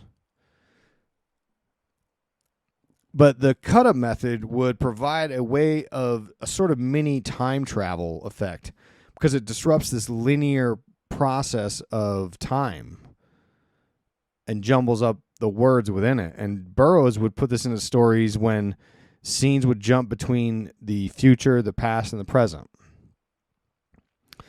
And it reprograms the mind to stop projecting and linearly trying to predict what the next line or idea is going to be, which uses your conscious ego and it tunes into what's currently being said and allows the unconscious to work, is how the theory goes. And Kubrick and Lynch are very good at this. They create these dreamlike films done partially by playing with the linear time stuff, right? Like Twin Peaks, that's a big component of it is, what year is this kind of thing? And Jack Torrance in The Shining, we're told, has always been the caretaker. How's that even possible? Well, when you throw the timelines out the window of the years in linear time, maybe, right? Because Jack's in the photo from 1921 at the end of the movie. How's that even possible? The point is allowed to make contact of the unconscious mind to engage with the art that they are creating. And Lynch's films are very good at engaging the subconscious mind and really mashing up timelines, you know? Especially when it comes to like the Red Room and Twin Peaks. Time seems to be a little slippery. Okay. They speak in reverse. That's what, like a literal cutting up of language. That's a literal cut up method. But in The Shining, there's a scene in the book. Jack and Wendy, they make love. And again, Kubrick didn't put this into the film for a reason. He wanted Jack to be just basically a monster from the get-go. But in the book, Stephen King made him more relatable, made him kind of like a, you know, just a normal dude who had some struggles. And you know, there was a reason Kubrick didn't put that in there, you know, because Kubrick was not afraid of putting some sex on there. He was a big old perv. He was talking about making a big high budget porno at one time. But in the scene in the book, they're discussing what's going on with Danny, how Danny's having these visions, and Jack explains to Wendy how symbolism works in a very Jungian language. Let's take a read here. He gave her a brief squeeze. We know he goes into, well, trances, for want of a better word, from time to time. We know that when he's in them, he sometimes sees things he doesn't understand. If precognitive trances are possible, they're probably functions of the subconscious mind. Freud said that the subconscious never speaks to us in literal language, only in symbols. If you dream about being in a bakery where no one speaks English, you may be worried about your ability to support your family. Or maybe just that no one understands you. I've read that the falling dream is a standard outlet for the feelings of insecurity. Games, little games. Conscious on one side of the net, subconscious on the other. Serving some cockamamie image back and forth. Same with mental illness, with hunches, all of that. Why should precognition be any different? Maybe Danny really did see blood all over the walls of the presidential suite. To a kid his age, the image of blood and the concept of death are nearly interchangeable. To kids, the image is always more accessible than the concept anyway. William Carlos Williams knew that. He was a pediatrician. When we grow up, concepts gradually get easier and we leave the images to the poets. Interesting analysis here. Interesting idea, talking about the images and the concepts being related through symbolism, and how when we get older, the concepts become easier, but the images become harder. And this is one of the major components of occultism. When you look at Kenneth Grant's work, that we did a show on Outside the Circles of Time. I'm going to put a link to that in the show notes. That was a good, you can't miss that one. Kenneth Grant, Outside. We just did that not too long ago. That was a really good example of how they talk about the artist being able to perceive disruptions and how important it was to have artists make contact with these hidden realms, the shadow side of the Kabbalistic tree of life and so on. And what do we get in the movie? We get Danny talking to Tony oftentimes through a mirror being a classic portal, right? We did a 2-part series on portals. Also very important in revealing Red Rum as murder. So in a way, Kubrick was showing us reverse speech in the written form, you know? Because, you know, Kubrick was into David Lynch. We talked about this already. Part 1, we talked about how he was screening Eraserhead for everybody. And then we also have the labyrinth being a component of the story, because it's going to be about Jack confronting his shadow inside of it as the Minotaur, but the shadow wins. We're going to come back to that here in a bit. He's trying to cross the abyss to become a master of the temple in terms of Crowley and Jack Parsons' talk. But he's got too much ego, and he dies in the maze. And it's all about the idea of dream spaces, accessing other realms. That's why Jack can see Wendy and Danny inside the labyrinth diorama, inside the hotel, and it makes no sense. As does the layout of the hotel. It makes no sense. It's supposed to be that way. In the book, there is no labyrinth, and there's no discussion about how the rooms don't line up, and there's floors that don't exist. And it's strange because in the book, there's no labyrinth, but there's hedge monsters. And there's a part where Danny sees one of the hedge rabbits covered in snow and views it as the white rabbit. Classic tale of initiation, Alice in Wonderland. And then you got Saturn, which is a huge component in the symbolism of this story. Because that's the main theme, is this confusion of time and the construct of time. Jack's always been the caretaker. How? How did he know who Delaware Grady was when he had never seen him before? How does that tie into some of these ideas of the cut-up method? Well, it's about sort of chopping up time and not falling in line with the rules of the planetary force of Saturn. And we know the hotel and its pagan pantheon of denizens are bloodthirsty. They want Jack to sacrifice his own son to the hotel. And this is an element of Saturn worship, okay? They're very much into the human sacrifice, as you can read about in The Cult of the Black Cube by Arthur Morrows. I plan on doing a book club on that someday. Interesting read. And the Saturnian element is the Devouring Father mythology, which is a reference to Kronos eating his own children. And the technical mythology is actually that Saturn or Kronos would consume his children whole. He would swallow them like a pill. Not necessarily cannibalism, but swallows them like a pill, and they would later come back and join a war against Saturn, where he would eventually be enchained and sent to the underworld to rule, which is symbolized as the Black Cube. But Saturn is known for the cannibalization of children or the cannibalization of other gods in the way of consuming them to take their essence, which is very much tied into the ideas of Shunammite, which is what Kubrick was referring to in Eyes Wide Shut. You're listening to the free feed of Occult Symbolism and Pop Culture, which means you're missing out. Help the show out. Get rewarded with bonuses. Join any of my 3 supporter feeds. You'll get the ad-free experience, early access, and unlock hundreds of bonus episodes the free feed losers don't get to hear. You can also score free books, discounted merch, and more. The most popular option is patreon.com/Illuminati Watcher.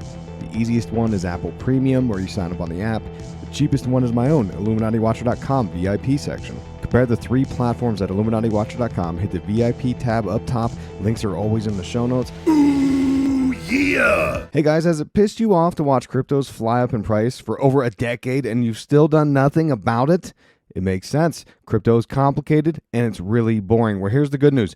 You don't need to know a thing about crypto to make the money that so many people have.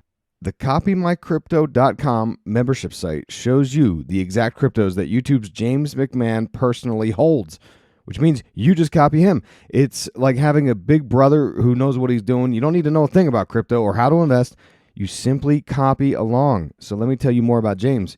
He runs the Crypto with James YouTube channel, which has over 54,000 subscribers. In the summer of 2020, he told his viewers to buy 26 cryptos. Had you put in $100 into each one, it went on to be worth over $123,000. Of the 26 cryptos, his top pick of the year, the one that he singled out, called Phantom, went up 692 times from what he said. That one call alone has retired a number of people, including guys in their 20s and 30s. Remember, this is public knowledge. You can go to YouTube and verify this yourself. So if you'd like to join the 2,800 members who copy James, then pause what you're doing and head over to copymycrypto.com/Isaac. That's copymycrypto.com/Isaac. That's spelled ISAAC, right? Double A for double awesome. And you're going to find proof of everything I've said, but my viewers get full access for just $1. And you'll join me too, because I'm also a member. I've been watching James's videos and listening to his advice for years now, and I'm telling you, he knows his stuff. I've been banking fatties, and let me tell you, 2024 so far has been real good in the crypto market. And yes, you've missed out on Bitcoin, but there's over 2 million other cryptos. Do you really think you've missed out on all of them? Guys, don't waste any more time. Go to the site and read it. Once again, copymycrypto.com/Isaac, 2 A's, so ISAAC, and you get in for $1. It's ended money worries for so many. It may just do the same for you. Link in the show notes as always. I'm going to put a link to the Eyes Wide Shut index because in case some of you guys haven't listened to those are going to be important because if you haven't, you're probably like, what are you talking about, Shunammite? Well, you're going to have to listen to it because I dug deep into the film, the making of the film. I bought the original book that Kubrick bought that talks about Shunammite. And it's this idea that ties into the realm of adrenochrome and child abuse and all those things. That's what it's all about. And that's why maybe Danny was talking about the Donner Party cannibalism in the car ride to the Overlook at the beginning of the film. But in The Cult of the Black Cube by Arthur Moros, he describes the various forms of Saturnine worship, and here's some elements we need to look at. He goes through a few different forms of Saturn worship, and this one is about Islamic Saturn worship, and he goes through some rituals that show how it's important to look at the concept of time. He says, these suggest a deity that is seen to be timeless or to have power over the course of time. It is good to indicate here that these are not terms that are used of the other 6 planetary gods. And since clearly those gods are quite ancient, we understand that Saturn is ancient in a truly cosmic sense. And the ideas presented are that Saturn is the ruler over other planetary bodies. It's also a dark force. For instance, they called Saturn Zuhal, and Zuhal was attracted to spilled blood. They would sacrifice bats to this god, and it's supposedly like black animals, but the bats hold a significance in the Arab culture. It goes deep into it. Which makes me think about Ozzy Osbourne biting the head off that black bat. Also makes me think of, was it 40-Year-Old Virgin? My guy says, I cannot put my knife away until it has spilt blood. Off topic. But the ruling of Saturnine includes locations such as the Black Mountains, graveyards, and basements. That's how it's described in Cult of the Black Cube. All of which are part of the Overlook. It's on a mountain. It's on a Native American burial ground. And the furnace is in the basement. The furnace is part of the... It's more important in the novel than the movie. But it's all lining up to Saturn worship. It also says that the scents of Saturn, the smells, are like wisteria and licorice, which connects us into the realm of Twin Peaks yet again, because there's this whole idea about wisteria being a secret Twin Peaks project. Maybe I discovered the wisteria at the end of season 1 inside of One-Eyed Jacks as wisteria. Saturn is also the god of cold and icy. All right. In going beyond the Picatrix, we note that its compiler repeats the earlier words of Ibn Washia, that Saturn is cold. At the risk of restating what that transmission has already explained so clearly, we should alert the reader once more to the important fact that Zuhal is understood in this particular Islamic tradition as a cold, harsh, distant power. Zuhal is the icy, harsh power that embodies restraint, which can come from sickness, weakness, age, imprisonment, isolation, and even death. He is the deity that symbolizes restraint, and his influence corrupts and distorts the power of the other planets, to the point that the Picatrix tradition warns against attempting planetary magic if Saturn is adversely placed or retrograde, as the tradition holds that Saturn's restraining power will limit or distort an otherwise successful magical working. Note how Jack Torrance dies in the film. Dies from exposure to the ice and the cold inside of the labyrinth. Huh? In the book, of course, he dies because the furnace blows up. And you can also read in the book about the Indian Saturn god of mythology called Sani. And it's described as a belief that Sani can introduce death to a person, which is a good thing in their view, because they believe in Dharma, which suggests that it's better to die and be reincarnated rather than continuing to accrue bad karma, which would have a more negative rebirth. So in a way, Jack is stacking up his bad karma, butchering people. So Saturn kills him in the icy cold labyrinth, which is a good thing, because now it can be reborn yet again as the caretaker to start over. Now we've got one of the bigger theories, MKUltra mind control. I recall that Kubrick is no newbie to this territory.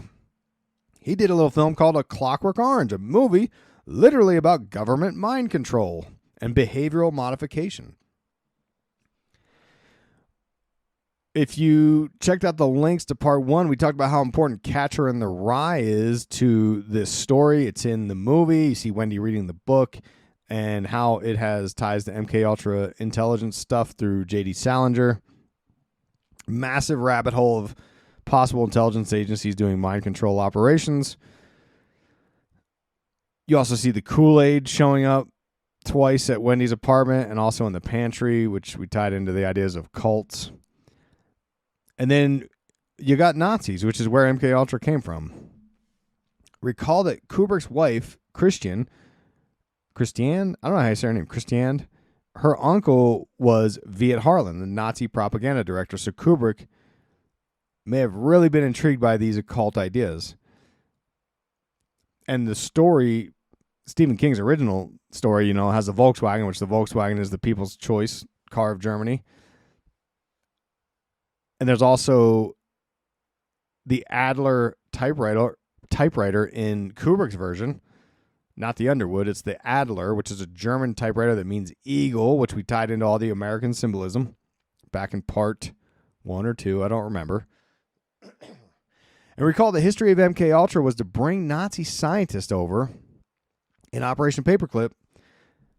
A lot of it was done with NASA or JPL for rocket science, like Werner von Braun, which could tie us into that. The reason we saw the rocket launching on the fridge in part 1. Because those Nazis, they weren't just good at rocket science and occultism. They were doing mind control experimentation. And this is all part of the Apollo 11 fake moon landing. Which I already went on and on about all this. Because, Kubrick filmed 2001 right before America saw this supposed footage of Americans landing on the moon in 1969. The theory also includes the idea that he got this very rare NASA Zeiss lens. Apparently, he used 3 of the only 10 ever created. If it's one of the fastest lenses ever, that's how he got the candle light scenes in Barry Lyndon. And Jay Widener also asserts that Kubrick was using front-end screen projection techniques in 2001, which you see on the fake moon landing. And if you add in all the strange connections that Jay had found, it seems maybe there's something to that, basically, right? And it could be well, I don't think that's important. I don't want to go down this too far off path. But the idea of MKUltra includes this idea of unlocking supernatural powers, the CDs. Danny's ability to shine, basically. And it's theorized that this is accomplished through traumatic sexual abuse. And when someone is abused, they are forced to disassociate from their body and create alter egos sometimes. That's why Danny has this alter named Tony. Could have been put in place there through some kind of traumatic abuse. Remember, he said Tony lives in his mouth. It's pretty dark. And the idea is that Danny unlocks these supernatural powers of divination into the future and the ability to detect this unified field, this anima mundi, which fits into a lot of the MKUltra type programs, or the remote viewing stuff like Project Stargate, which we interviewed Ryder Lee about. And Danny says it's like he goes to sleep and Tony shows him things. It's because he's going over the rainbow. He's disassociating, which is a common theme we see in Eyes Wide Shut, right? With the over the rainbow costume store. So maybe the Overlook is another reference of going over the rainbow. And it's arguable that Jack, his own father, could have been doing this abuse to Danny. Remember, we had that whole creepy scene where Jack is sitting with Danny on his lap. Jack was reading the Playgirl magazine with the article about incest. We see Danny lying on the giant pedo bear, and then later you see the bear man giving a Hummer for the summer to the elites. And in the book, Danny is the one that sees the dog man. It's not a bear, it's a dog in the book. And the dog man says something very creepy to Danny. he says to Danny, "Not by the hair of my chinny chin."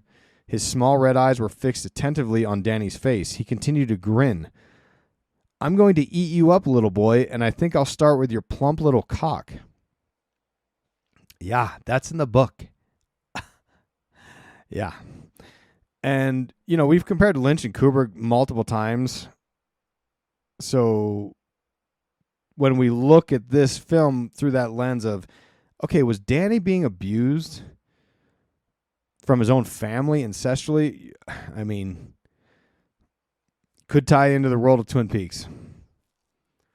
And then you've also got the Project Monarch references with the Grady twins, because the twins are not in the book. They're just sisters. But in Kubrick's version, they're twins, and they show up for the first time by a poster that says Monarch. Monarch allegedly being programmed to research bloodlines and how psychic abilities could be passed genetically, which, Jack has the ability maybe. That's why he drinks so much, and he hands it to Danny.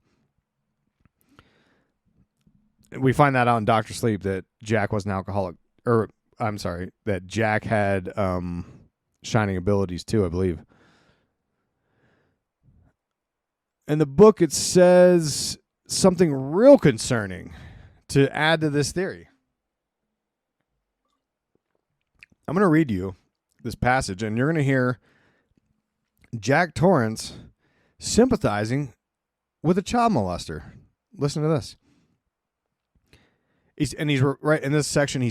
Jack is a writer, and he writes plays, and he's talking about his own characters that he's written about. Ordinarily, he liked all of his characters, the good and the bad. He was glad he did. It allowed him to see all of their sides and understand their motivations more clearly.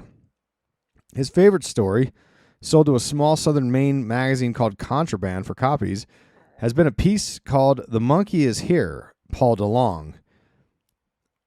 It had been about a child molester about to commit suicide in his furnished room. The child molester's name had been Paul DeLong, Monkey to his friends. Jack had liked Monkey very much. He sympathized with Monkey's bizarre needs, knowing that Monkey was not the only one to blame for the 3 rape murders in his past. There had been bad parents, the father a beater as his own father had been, the mother a limp and silent dish rag as his mother had been, a homosexual experience in grammar school, public humiliation, worse experiences in high school and college. He had been arrested and sent to an institution after exposing himself to a pair of little girls getting off a school bus. Worst of all, he had been dismissed from the institution, let back out onto the streets, because the man in charge had decided he was all right. Jack could sympathize with Grimmer's problem. He could sympathize with the parents of the murder victims, with the murdered children themselves, of course, and with Monkey DeLong. Let the reader lay blame. In those days, he hadn't wanted to judge. The cloak of the moralist sat badly on his shoulders. So there you go. Illuminati confirmed Jack. He's and this is a concept that we've talked about many times in the past on Breaking Social Norms more than this show. This idea of how do you stop this from happening? We all agree this is a terrible thing. Probably could be the worst thing, right? And how do you stop this kind of behavior? And where do you assign blame? Because a lot of times people that do this kind of stuff were victims of it when they were kids, And it's not to take blame away from them, but it's also like, well, how far back do we go at assigning blame? And it's interesting that Kubrick would choose Jack Nicholson to play this character after reading the book. He was in One Flew Over the Cuckoo's Nest. He was friends with Polanski. He had his own strange family history that we talked about in part 1. And we can go a little bit into Dr. Sleep. I did a whole show about this, I believe, back, 2019, I think. And the story is about Danny as an adult battling his addictions to alcohol, and he works in a hospice, and he uses his psychic abilities of the shine to assist people as they die to pass. That's why they call him Dr. Sleep. And it's interesting because in that Playgirl magazine, the article is about parents sleeping with their children. I don't know, just a little play on words, I guess. But anyway, in Doctor Sleep, there's lots to talk about magic. Like his cat is named Azrael, which is the name of the angel of death. His niece is Abra Stone, which is a play on the word abracadabra, which is the Gnostic god. And she can shine with Danny. They communicate telepathically, again.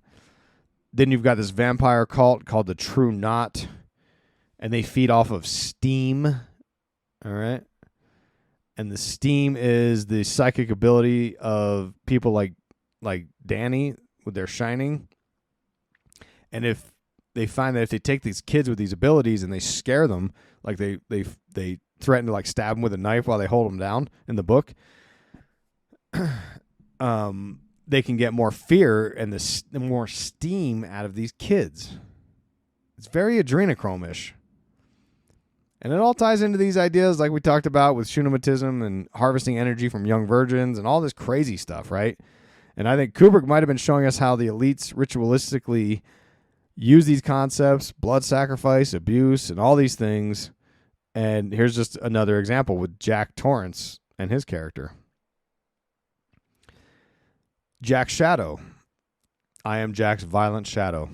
A reference to Fight Club, which will be our next big film analysis thanks to all the Patreon and VIP section voters. And it is kind of funny because I'm reading Fight Club right now, and like that's why that's fresh in my mind, because that's what they say is anyway, you get it. If you've seen Fight Club, you get the joke. Anyways, the shadow is a reference to the theories of Carl Jung, which is where all this idea of symbolism comes from. And he believed that the shadow is this repressed, unconscious part of our personality that is where we hide all of our little nasty bits, our weaknesses, our fears, our desires, all this stuff. And we repress it because it's dangerous.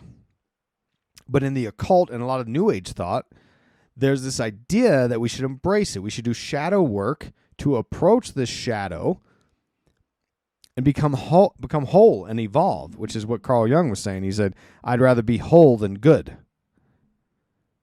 because there's some kind of power to evolve that way. And my thought is that Jack Torrance's time in the hotel is about descent into madness and murder. The house facilitates the shadow taking over Jack Torrance. And it throws all these entities at him. We got Lloyd and Grady, who are egging him on to murder his family, basically. And those could just be archetypes from Jack's own subconscious. And he navigates his own mind, symbolized by the labyrinth, going deeper inwards towards the shadow at the core where the Minotaur is. He fails to integrate the shadow. It takes over and destroys him. And this was the warnings that Aleister Crowley and Jack Parsons had for this process. And the Overlook is the abyss, and it represents the space between the ego and the conscious mind versus the shadow and the unconscious mind, that one must cross over to find their true divine self and become whole.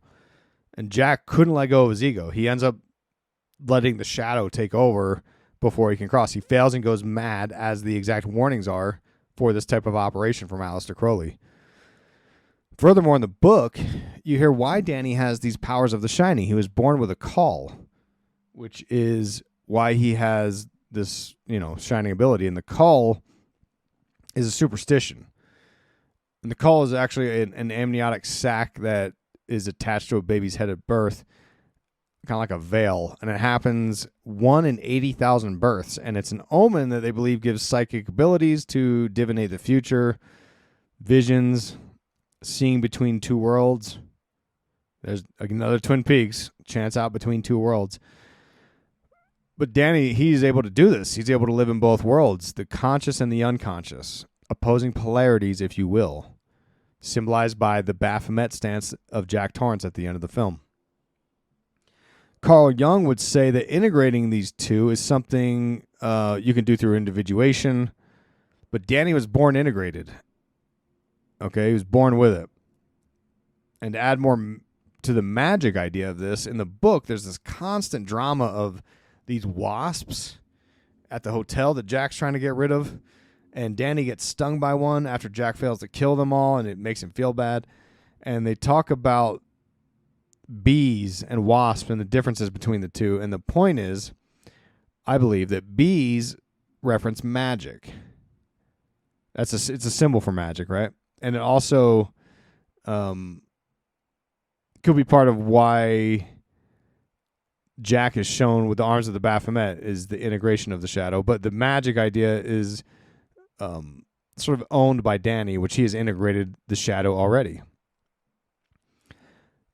And we know that the hotel is alive from, how the story goes. But what if it's a giant mind? Jack is a form of the unconscious shadow. Danny is the conscious. And it's trying to individuate and bring these two together, but it keeps failing, and the shadow, which is Jack, keeps winning. That's just an idea. I don't know. But it keeps projecting shadows onto the caretakers. Now, let's go to the final theory. Let's wrap this up. This is kind of a longer one, though. The big concept is blood sacrifices to the gods. All right. Jack makes a Faustian bargain with the bartender Lloyd. He says he'd give his soul for a drink, but now he owes the hotel some blood. The blood of his firstborn son. We also know that he appears to be stuck in this space-time of the hotel Overlook,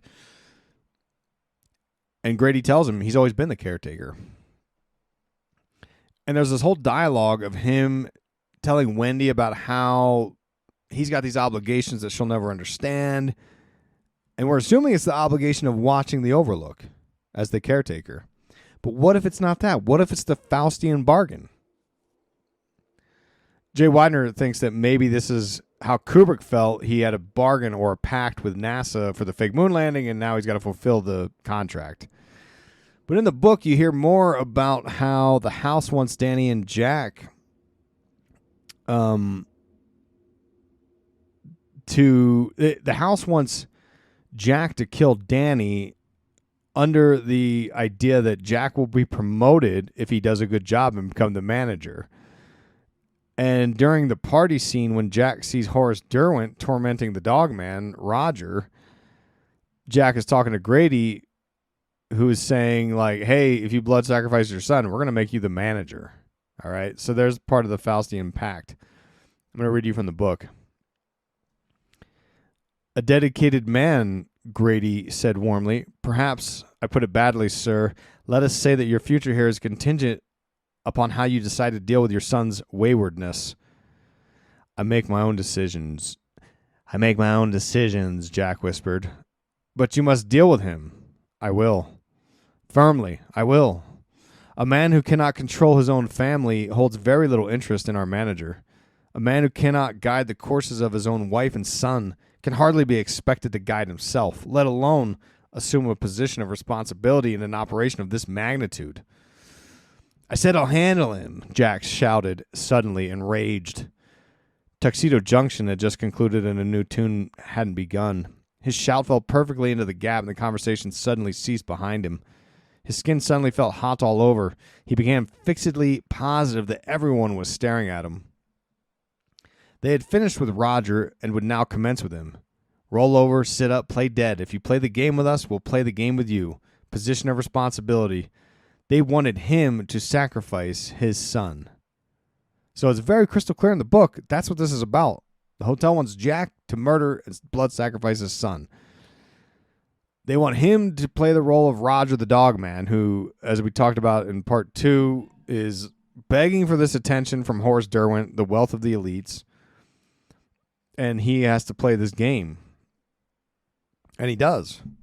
And in the book scene, Grady takes Jack to a clockwork piece that hits midnight, and in the piece, it's a guy smashing his son's head in with a hammer. Because in the book, it's not an axe, it's a hammer, right? It's a croquet hammer. And this is a scene where they also compare the story to the Mask of the Red Death. Now, we talked about 42 a bunch, right? 2 times 3 times 7 equals 42. They're watching the summer of 42. Wendy swings the bat 42 times. Danny says red rum 42 times. Danny's wearing a 42 on his shirt. Well, what does it mean? In Kabbalah, it means God. And I got this from a book called Meditation and Kabbalah from Aryeh Kaplan. And the concept is laid out as an instructional for meditation prep by pronouncing certain Hebrew vowels that add up to 42. I'm going to read you from the book. All the vowels, therefore, point to the fact that they are in God's hand. YHVH equals 42. I think it's pronounced Yahweh. This is alluded to in the verse. Let us fall in God's hand, for his mercies are great, but let me not fall into the hand of man. Their mystery is God equals 42. My only one equals 42. In them equals 42. My heart equals 42. Will be worthy equals 42. And this mystery, enough equals 42. And if heaven forbid, when you pronounce these two verses, you still do not receive the divine influx, speech, or visible vision of a man, start again, begin the third verse. So the point is to perform this sort of incantation to God, and the initiate would receive this divine influx, a vision of a man, a prophetic vision. All right, what does that sound like? It sounds like The Shining, a prophetic vision, by calling upon God, which is 42. Which could explain why you see 42 throughout the entire film over and over and over. It's a Kabbalistic initiation of having contact with God, or maybe it's meant to create an actual psychic ability in the viewer in a crazy way, right? Now, the final shot of the film, we see Jack in the Baphomet stance, as above, so below. He's the magician in this film, creating this hellscape and making Faustian bargains. He attempts to cross the abyss, but he fails. He's attempting the ultimate sacrifice, like Isaac slaying his son, the ultimate offering to these gods. Only there's no angel to stop Jack here to save Danny. Dick Torrance, I guess. Or Dick Halloran, excuse me. And again, we talk about the archetype of the Devouring Father, like we see in a variety of shows and stuff. And Carl Jung talked about it as one of the archetypes, like the symbols we talked about with Jack telling Wendy about Freud. And the Devouring Father is like the shadow in the story of Kronos. And the hotel is a strange mix-up of space and time because we don't know what year it is, right? And there's this layout of rooms and floors that don't make sense, and there's this weird scramble. So, and then there's let me see here. So, the idea is that Jack needs to perform a sacrifice in a particular ritualistic manner. And if you read in Magic, if you read Magic in Theory and Practice by Crowley, he says this. He talks about blood sacrifice. He says the animal should be therefore killed within the circle or the triangle, as the case may be, so that its energy cannot escape. An animal should be selected whose nature accords with that of the ceremony. Thus, by sacrificing a female lamb, one would not obtain any appreciate quantity of the fierce energy useful to a magician who was invoking Mars. In such a case, a ram would be more suitable. And this ram should be a virgin. The whole potential of its original total energy should not be diminished. For the highest spiritual working, one must accordingly choose that victim which contains the greatest and purest force. A male child of perfect innocence and high intelligence is the most satisfactory and suitable victim. What do you think Danny is? Young, virgin, male child, innocent, high intelligence, he can shine. That's the idea here. Fun fact, Dick Halloran gets axed inside of a circle, which is where the animal or kid should be killed, according to Crowley. But the point is that the blood is a spiritual offering, a medium to cross dimensions. And the reason for this entire ritual of crossing the abyss is to detach and destroy the ego, make contact with the divine or God. That's what is done through the usage of the number 42. And it's a purification process that is confronting the shadow, the darkness that resides within Jack. Only the shadow gets the better of Jack. And in the book version, there's an epigraph where Stephen King reads from Edgar Allan Poe's Mask of the Red Death, which Kubrick was using some aspects of this story as well. Like in Eyes Wide Shut, the orgy ringleader wearing the red cloak, which is in Mask of the Red Death. And there's a character named Ludovico, which ties into Clockwork Orange. Ludovico, a character in Mask of Red Death. But the story has some ritual elements, blood sacrifices, satanic doctrines, and so on. And in Kubrick's... Okay, let me back up. So for the Making of Eyes Wide Shut book, as we talked about in the Eyes Wide Shut series, Kubrick picks up a book called Cult and the Occult by Peter Brooksmith. And he underlined a certain passage. I was able to buy that book, and this is the part where he talks about using children.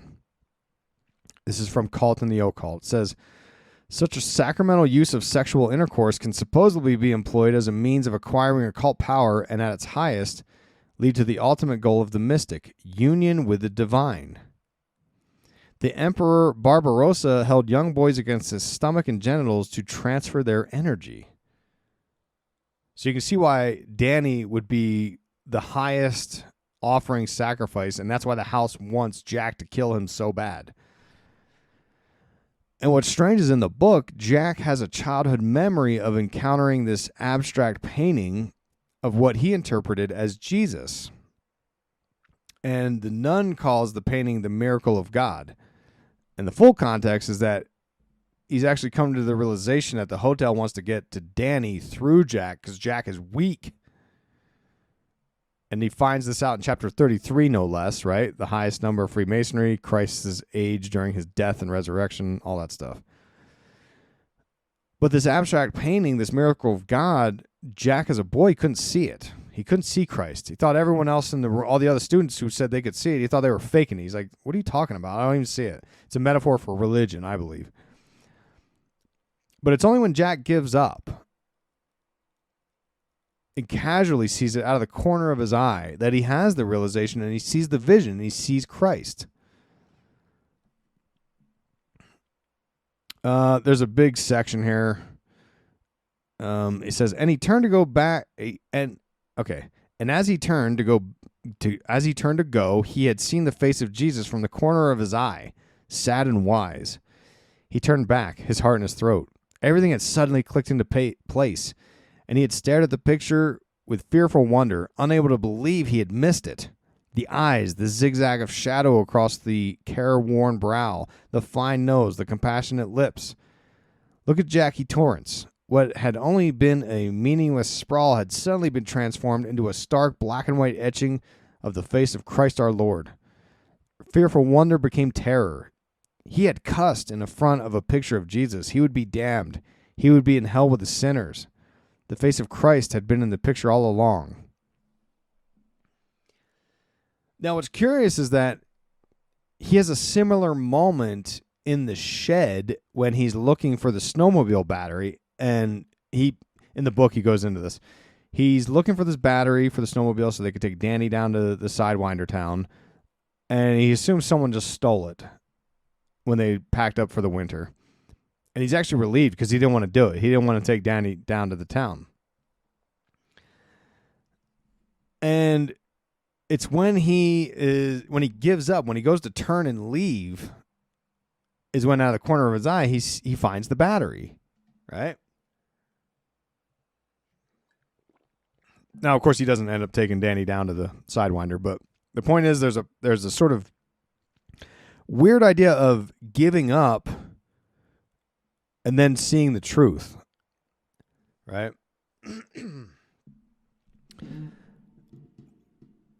But the voices, so and this is in the book, that's like kind of the metaphor for how this whole thing goes down, because Jack goes to put the battery in, but then there's some voices in his head, like they're like, "Hey, tear out the alternator," and he does, and he tosses it into the snow. So, in conclusion, there's so much going on in The Shining. Okay, it's kind of like a little mini Twin Peaks, and you can interpret so many angles that I believe this is why it makes it one of the greatest films of all time. People can tune into whatever resonates them into what they see.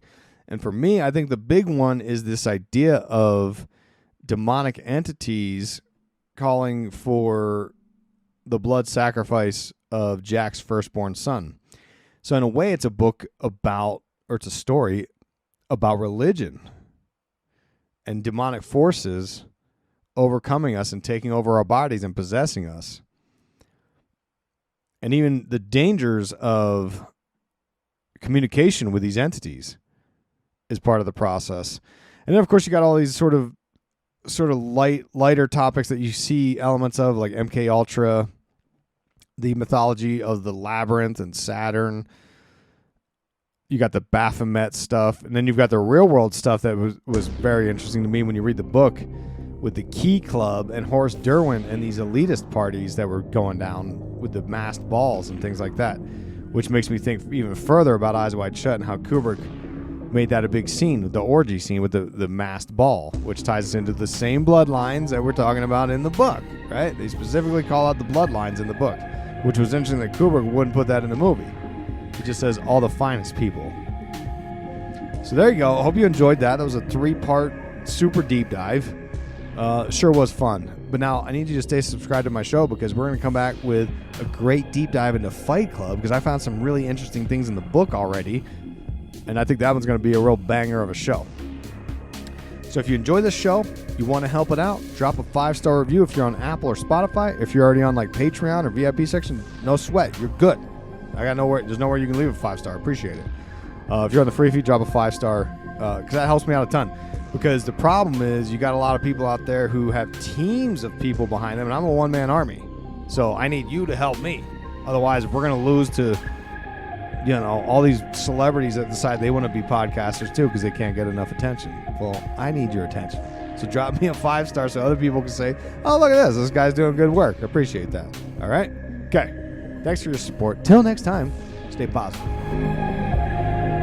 Major update, folks. I've had to move my online store from Gumroad to my own website, so now you can find all of my author-signed books, super soft shirts, and a brand new health grift, my own branded mushroom-infused coffee called Mushroomnati Watcher Coffee, all at occultsymbolism.com.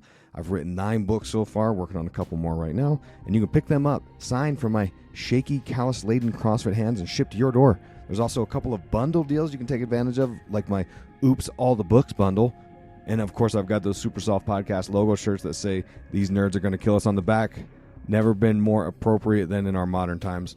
You'll have people stop to tell you they agree with you and that you're super cool for listening to Occult Symbolism and Pop Culture. And finally, I've got this new product. I worked with my coffee plug from San Diego, Jordan, to give my listeners the best mushroom-infused coffee on the planet, called the Mushroomnati Watcher Coffee.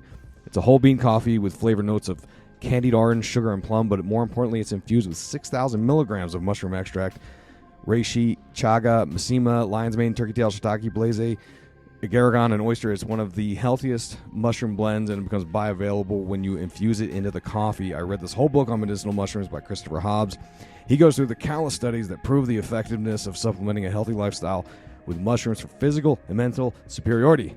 It's like you're plugged into an electrical socket, and it tastes so good. You won't believe that there's mushrooms in there, because I've tried several mushroom coffees in an effort to get more mushroom supplementation into my life, and they're terrible. But not Mushroomnati Watcher Coffee. Super smooth. Finally, if you're on Patreon or VIP section, I had to update your 10% off discount code, so check out the show notes for your new code that you can use at occultsymbolism.com. I can't offer the 10% on the coffee, though, because the profit margin is so narrow, I'd be losing money on every sale. So there you go. Support your favorite independent voice in podcasting at occultsymbolism.com. Links in the show notes.